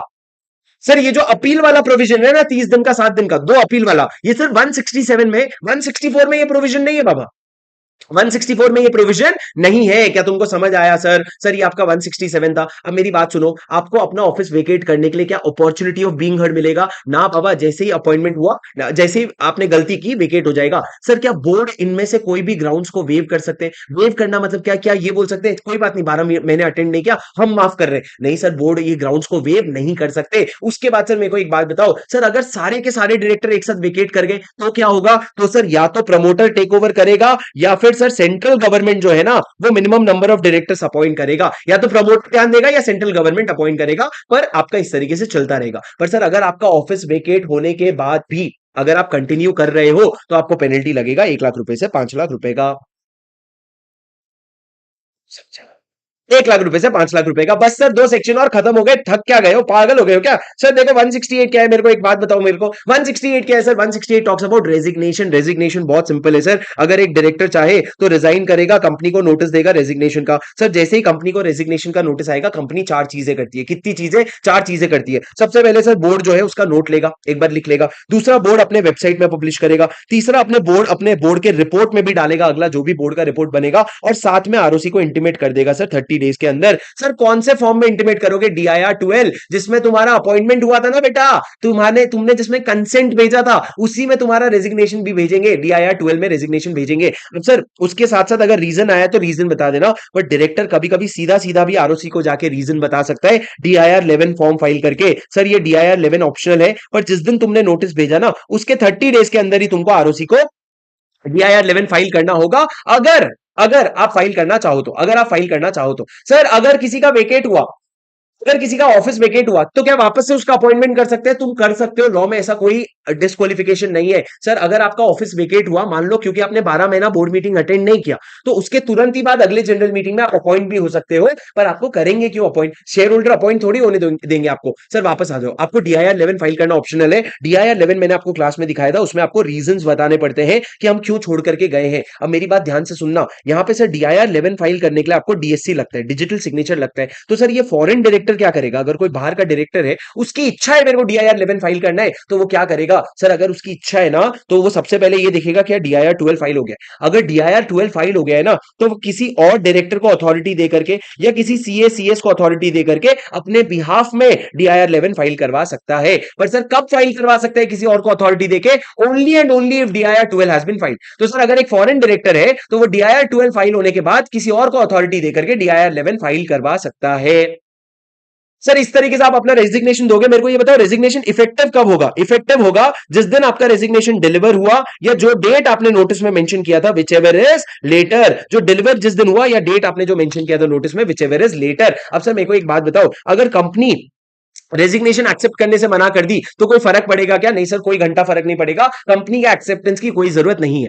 सर अगर कंपनी ने आरओसी को फाइल करने से मना कर दिया, डीआईआर 12 फाइल नहीं किया, तो क्या रेजिग्नेशन इंपैक्ट होगा? नहीं सर, रेजिग्नेशन तो उसी दिन हो जाएगा जिस दिन आपका नोटिस कंपनी को डिलीवर हुआ, या जो इस दिन जो नोटिस में आपने डेट लिखा था, वो दोनों में से विच एवर इज लेटर, उसके बाद सर ये हो गया रेजिग्नेशन का प्रोविजन। उसके बाद सर मैंने आपको बोला, अच्छा रेजिग्नेशन करने के बाद ना तुम अगर मान लो 5 साल के लिए अपॉइंट हुए थे, तुम 3 साल के बाद रिजाइन कर दिए, तो सर ये 3 साल में तुमने जो भी कांड किया था ना, इसके लिए तुम रिस्पॉन्सिबल हो। मैंने कांड बोला, के से शुरू होता है, जो भी तुमने कांड किया था ना उसके लिए तुम रिस्पॉन्सिबल हो, और तुम उसके लिए रिस्पॉन्सिबल रहोगे। सर समझे? सर उसके बाद सेक्शन 169 खत्म करते हैं। 169 किसके बारे में बात करते हैं? रिमूवल ऑफ डायरेक्टर के बारे में। सर एक डायरेक्टर का रिमूवल कैसे होता है, मेरे को फटाफट बताओ। सर अगर एक डायरेक्टर को रिमूव करना है तो कंपनी को जाएगा special notice. Sir special notice के बारे में कहां लिखा है? सेक्शन 115 में। सर स्पेशल नोटिस, मेरी बात ध्यान से सुनो दोस्तों प्लीज। सर स्पेशल नोटिस के बारे में 115 में लिखा है। और स्पेशल नोटिस कौन भेजता है सर? या तो वो मेंबर जिनके पास 1% ऑफ वोटिंग पावर है, या फिर उतने मेंबर जिनके पास 5 लाख तक का paid up share capital hold करके रखा है। ये दोनों में से कोई भी मेंबर भेजते हैं। सर आपको पता है मीटिंग के कम से कम 14 डेज पहले नोटिस जाना चाहिए, पर मैक्सिमम 3 महीने पहले नोटिस जा सकता है, उससे ज्यादा पहले नहीं जा सकता। मतलब सिर्फ इतने पीरियड में ही तुम नोटिस भेजना, मतलब कम से कम 14 दिन पहले भेजना, पर 3 महीने से भी ज्यादा पहले भेज करके मत रख देना। इस पीरियड में आप कंपनी को नोटिस भेजोगे कि क्या हम रिलायंस इंडस्ट्री का जो डायरेक्टर है मुकेश अंबानी, उसको रिमूव करना चाहते हैं। सर जैसे ही कंपनी को यह नोटिस मिलेगा ना, कंपनी भेज देगी मुकेश अंबानी के पास, भेज भागते भागते कि मुक्कू भाई हमारा नोटिस आ गया, आपका अभी जाने का समय आ गया है, आपका दोस्त तो गए हो, अब आपके आपके अभी जाने का समय आ गया है। सर मुकेश अंबानी के पास जैसे ही ये नोटिस आता है ना, मुकेश अंबानी के पास दो राइट आ जाता है, एक ओरल रिप्रेजेंटेशन का और दूसरा रिटर्न रिप्रेजेंटेशन का। सर और मैं थोड़ा, मेरा गला अटक गया भाई, तुम लोग मैं रुका कि नहीं, तुम क्या सोचने लग जाते हो? सर एक ओरल रिप्रेजेंटेशन, एक रिटर्न रिप्रेजेंटेशन। ओरल रिप्रेजेंटेशन मतलब क्या? Right to be heard at the meeting, वो मीटिंग में जाकर के अपनी बातें बताएगा। रिटर्न रिप्रेजेंटेशन मतलब क्या? वो एक चिट्ठी लिखेगा, और चिट्ठी लिखने के बाद ये रिटर्न रिप्रेजेंटेशन देगा कंपनी को, और कंपनी को बोलेगा सुनना कंपनी, तू अभी अपने मेंबर को नोटिस भेजेगा ना, तो नोटिस जो भेजेगा, जो तू कम से कम 7 दिन पहले भेजता है, वो नोटिस में लिख देना ना कि मैंने रिटर्न रिप्रेजेंटेशन दिया है और वो रिटर्न रिप्रेजेंटेशन अटैच्ड है, और तू अटैच करके मेरा रिटर्न रिप्रेजेंटेशन भी भेज देना ना। तो कंपनी क्या करेगी सर? पूरी कोशिश करेगी इसको भेजने की, पर अगर समय नहीं होने की वजह से आप अगर रिटर्न रिप्रेजेंटेशन नहीं भेज पाए, समय नहीं होने की वजह से रिटर्न रिप्रेजेंटेशन नहीं भेज पाए, तो ये जो है ना, ये रिटर्न रिप्रेजेंटेशन आप एनुअल जनरल मीटिंग में रीड आउट लाउड करोगे, मतलब पढ़ के सुनाओगे। पर पढ़ के सुनाने से ओरल रिप्रेजेंटेशन का राइट ऑल्टर नहीं होता, वो फिर भी ओरल रिप्रेजेंटेशन जो है करके ही रहेगा। पर सर अगर रिटर्न रिप्रेजेंटेशन में उसने गालियां मारी एक दो डायरेक्टर को, तो सर क्या होगा? तो जो अग्रीव्ड पर्सन है ना, जो नाराज लोग हैं, वो लोग जाकर के ट्राइब्यूनल को एप्लीकेशन दे सकते हैं कि जो रिटर्न रिप्रेजेंटेशन है ना, इट इज बीइंग अब्यूज्ड। क्या बोला मैंने? It is being abused to secure needless publicity for defamatory matters. It is being abused to secure needless publicity. Needless publicity मतलब जबरदस्ती का राखी सावंत बन रहे हो फॉर डिफेमेटरी मैटर, तो लॉ कहता है सिक्योर नीडलेस पब्लिसिटी के लिए यूज हो रहा है। और वो क्या करेगा? ट्राइब्यूनल को, ट्राइब्यूनल फिर क्या करेगा? ट्राइब्यूनल ऑर्डर देगा कि बेटा तुम्हारा रिटर्न रिप्रेजेंटेशन नहीं भेजेंगे, नहीं भेजेंगे, ना ही उसको रीड आउट लाउड करेंगे, और तो और जो ये एप्लीकेशन देने का फीस लगा ना, वो भी तेरे को रिम्बर्स करके देना पड़ेगा। तेरे को मतलब किसको? मुक्कू भाई को रिम्बर्स करके देना पड़ेगा। तेरा रिटर्न रिप्रेजेंटेशन ना तो भेजेंगे, ना ही तेरे को पढ़ करके सुनाएंगे, और ना ही शेयर होल्डर को पढ़ के सुनाएंगे, और ना ही और तेरे को तो रीइंबर्समेंट भी देना पड़ेगा, और फिर उसके बाद रिटर्न रिप्रेजेंटेशन नहीं जाएगा। सर इस तरीके से आप रिमूव करते हो, पर जब रिमूव होता है ना, तो ऑफिस वेकेट हो जाता है। तो ऑफिस वेकेट होते हैं तो दो तरीके से भर सकते हो, या तो जो स्पेशल नोटिस आया था उसी में अपॉइंटमेंट की बात लिखी है, अगर अपॉइंटमेंट की बात लिखी है तो उसके हिसाब से अपॉइंटमेंट कर दो। अगर उसमें कुछ नहीं लिखा है तो ये रिमूवल को 167 में वैकेंसी माना जाएगा, और 161 सबसेक्शन 4 में कैजुअल वैकेंसी माना जाएगा। अगर कैजुअल वैकेंसी होगा ना, तो बोर्ड ऑफ डायरेक्टर जो है, अगर कैजुअल वैकेंसी होगा ना, तो जो बोर्ड ऑफ डायरेक्टर है वो उसको भर देगा। कैजुअल वैकेंसी अगर होगा तो बोर्ड ऑफ डायरेक्टर जो है वो उसको भर देगा। सर क्या आप मेरी बात समझे? अरे did you understand? Sir casual vacancy जो होगा उसको बोर्ड ऑफ डायरेक्टर अगर इच्छा होगा तो भर देगा। सर पर 3 डायरेक्टर हमेशा याद रखना जो कभी भी रिमूव नहीं हो सकते। कौन से 3 डायरेक्टर सर? एक तो 161(3) वाला डायरेक्टर, मतलब नॉमिनी डायरेक्टर, एक तो 163 वाला डायरेक्टर, मतलब जो प्रोपोर्शनल रिप्रेजेंटेशन वाला डायरेक्टर है, और तो सर एक 242 वाला डायरेक्टर। 242 वाला मतलब जिसको ट्राइब्यूनल ने अपॉइंट किया है, वो कभी भी रिमूव नहीं हो सकता। सर अगर ऐसा हुआ कि कंपनी के सारे डायरेक्टर एक साथ रिमूव हो गए, तो प्रमोटर टेक ओवर कर लेगा, या फिर सेंट्रल गवर्नमेंट टेक ओवर कर लेगा। क्या आपको मेरी बात समझ आई?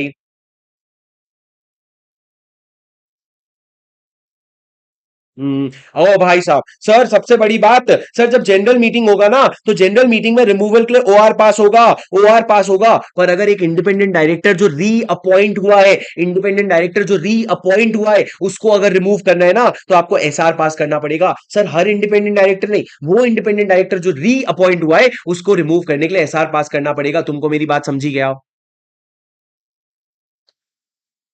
समझे क्या आप मेरी बात? सर ये पूरा प्रोविजन कवर हो गया, एक बार आप टाइम निकाल करके थोड़ा पढ़ लेना। सर एक पॉइंट और बता दूं, सर आपके रिमूवल के वजह से you will not be deprived of your CFLO. अगर आप CFLO compensation for loss of office पाने के लिए एलिजिबल हो, तो आपको वो मिल जाएगा। इसके बारे में हम आगे पढ़ेंगे। सर एक और बात बता दूं, जब आप किसी को रिमूव करवा रहे हो ना, तो रीजन बताना जरूरी नहीं है, रीजन बताना मैंडेटरी नहीं है। ये कहां पे लिखा था sir? LIC versus Escorts Limited के केस में लिखा था। कहां पे लिखा था? एलआईसी वर्सेस एस्कॉट लिमिटेड के केस में लिखा था। सर सेक्शन 170 कहता है हर कंपनी को अपने की मैनेजरल पर्सन का और डायरेक्टर का शेयर होल्डिंग मेंटेन करना पड़ेगा। कैश में कितना शेयर होल्डिंग है और को सब्सिडरी में कितना शेयर होल्डिंग है, पूरा एक रजिस्टर में मेंटेन करना पड़ेगा। सर ये रजिस्टर कहां पे रखोगे? आप रजिस्टर्ड ऑफिस में रखोगे और इसमें सारा डिटेल्स मेंटेन करोगे। सर जब भी कोई नया डायरेक्टर या की मैनेजरल पर्सन आता है, या कोई एग्जिस्टिंग शेयर होल्डिंग में चेंजेस होता है, तो आप 30 डेज के अंदर क्या करोगे? आरओसी को इंटीमेट कर दोगे। किसको इंटीमेट कर दोगे? 30 डेज के अंदर आरओसी को इंटीमेट करोगे। उसके बाद सर 171 क्या कहता है? ये जो रजिस्टर्ड ऑफिस होता है ना बेटा,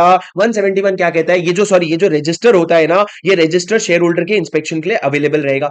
इंस्पेक्शन करें सर, या तो बिजनेस आवर्स के दौरान इंस्पेक्शन कर सकते हैं, या फिर आप एजीएम में भी इंस्पेक्शन कर सकते हो। सर एजीएम में भी इंस्पेक्शन कर सकते हो, इसका मतलब ये है कि ये रजिस्टर को आपको एजीएम के समय उठा करके एजीएम वाले वेन्यू पे ले जाना पड़ेगा। और सर इंस्पेक्शन कर सकते हो, एक्सट्रैक्ट ले सकते हो, कॉपीज भी मांग सकते हो, और घर भी मंगवा सकते हो फ्री ऑफ कॉस्ट। घर भी मंगवा सकते हो फ्री ऑफ कॉस्ट। और सर 172, अगर इस चैप्टर में एक्ट में नहीं, इस चैप्टर में अगर कहीं पे भी हम पेनल्टी लिखना भूल गए ना बेटा, इस चैप्टर में कहीं पे भी अगर हम पेनल्टी लिखना भूल गए ना, तो पेनल्टी क्या होगा? पेनल्टी होगा कंपनी के लिए अलग, ऑफिसर इन डिफॉल्ट के लिए अलग। 50,000 रुपए पर डे से शुरू होगा, जिनका 500 रुपए पर डे होगा, up to a maximum of 3 lakh rupees. पर आपके ऑफिसर इन डिफॉल्ट के लिए मैक्सिमम होगा 1 लाख रुपया। क्या आपको मेरी बात समझ आई? Did you understand or did you not understand, guys? That's it, guys. I hope you enjoyed the revision. I will end the session now. I will see you soon in the next revision. It will take some time. मेरा schedule थोड़ा tight है, पर मैं लाता रहूंगा इसी तरह का रिवीजन आप लोगों के लिए। दोस्तों वीडियो को लाइक करना मत भूलिएगा, और इसको अपने दोस्तों के साथ शेयर करना मत भूलिएगा। अपने जूनियर्स को हमारे बैच को रेकमेंड करना मत भूलिएगा, ताकि वो कहीं और भटक ना जाए। और मैं मिलता हूं आपसे अगले वीडियो में। Take care. This is C A Shubham Singhal signing off. Bye guys, bye Manan, bye Muskan, bye मेघना, bye Kaushal, Drishti, bye Bhavin, bye. Sir one explain करोगे? नहीं बेटा भाविन, एक बार फिर से पढ़ लो बेटा आप। विदिशा रिवीजन है बेटा, रिवीजन में एक्सप्लेन कर दिया मैंने, वही बड़ी बात है।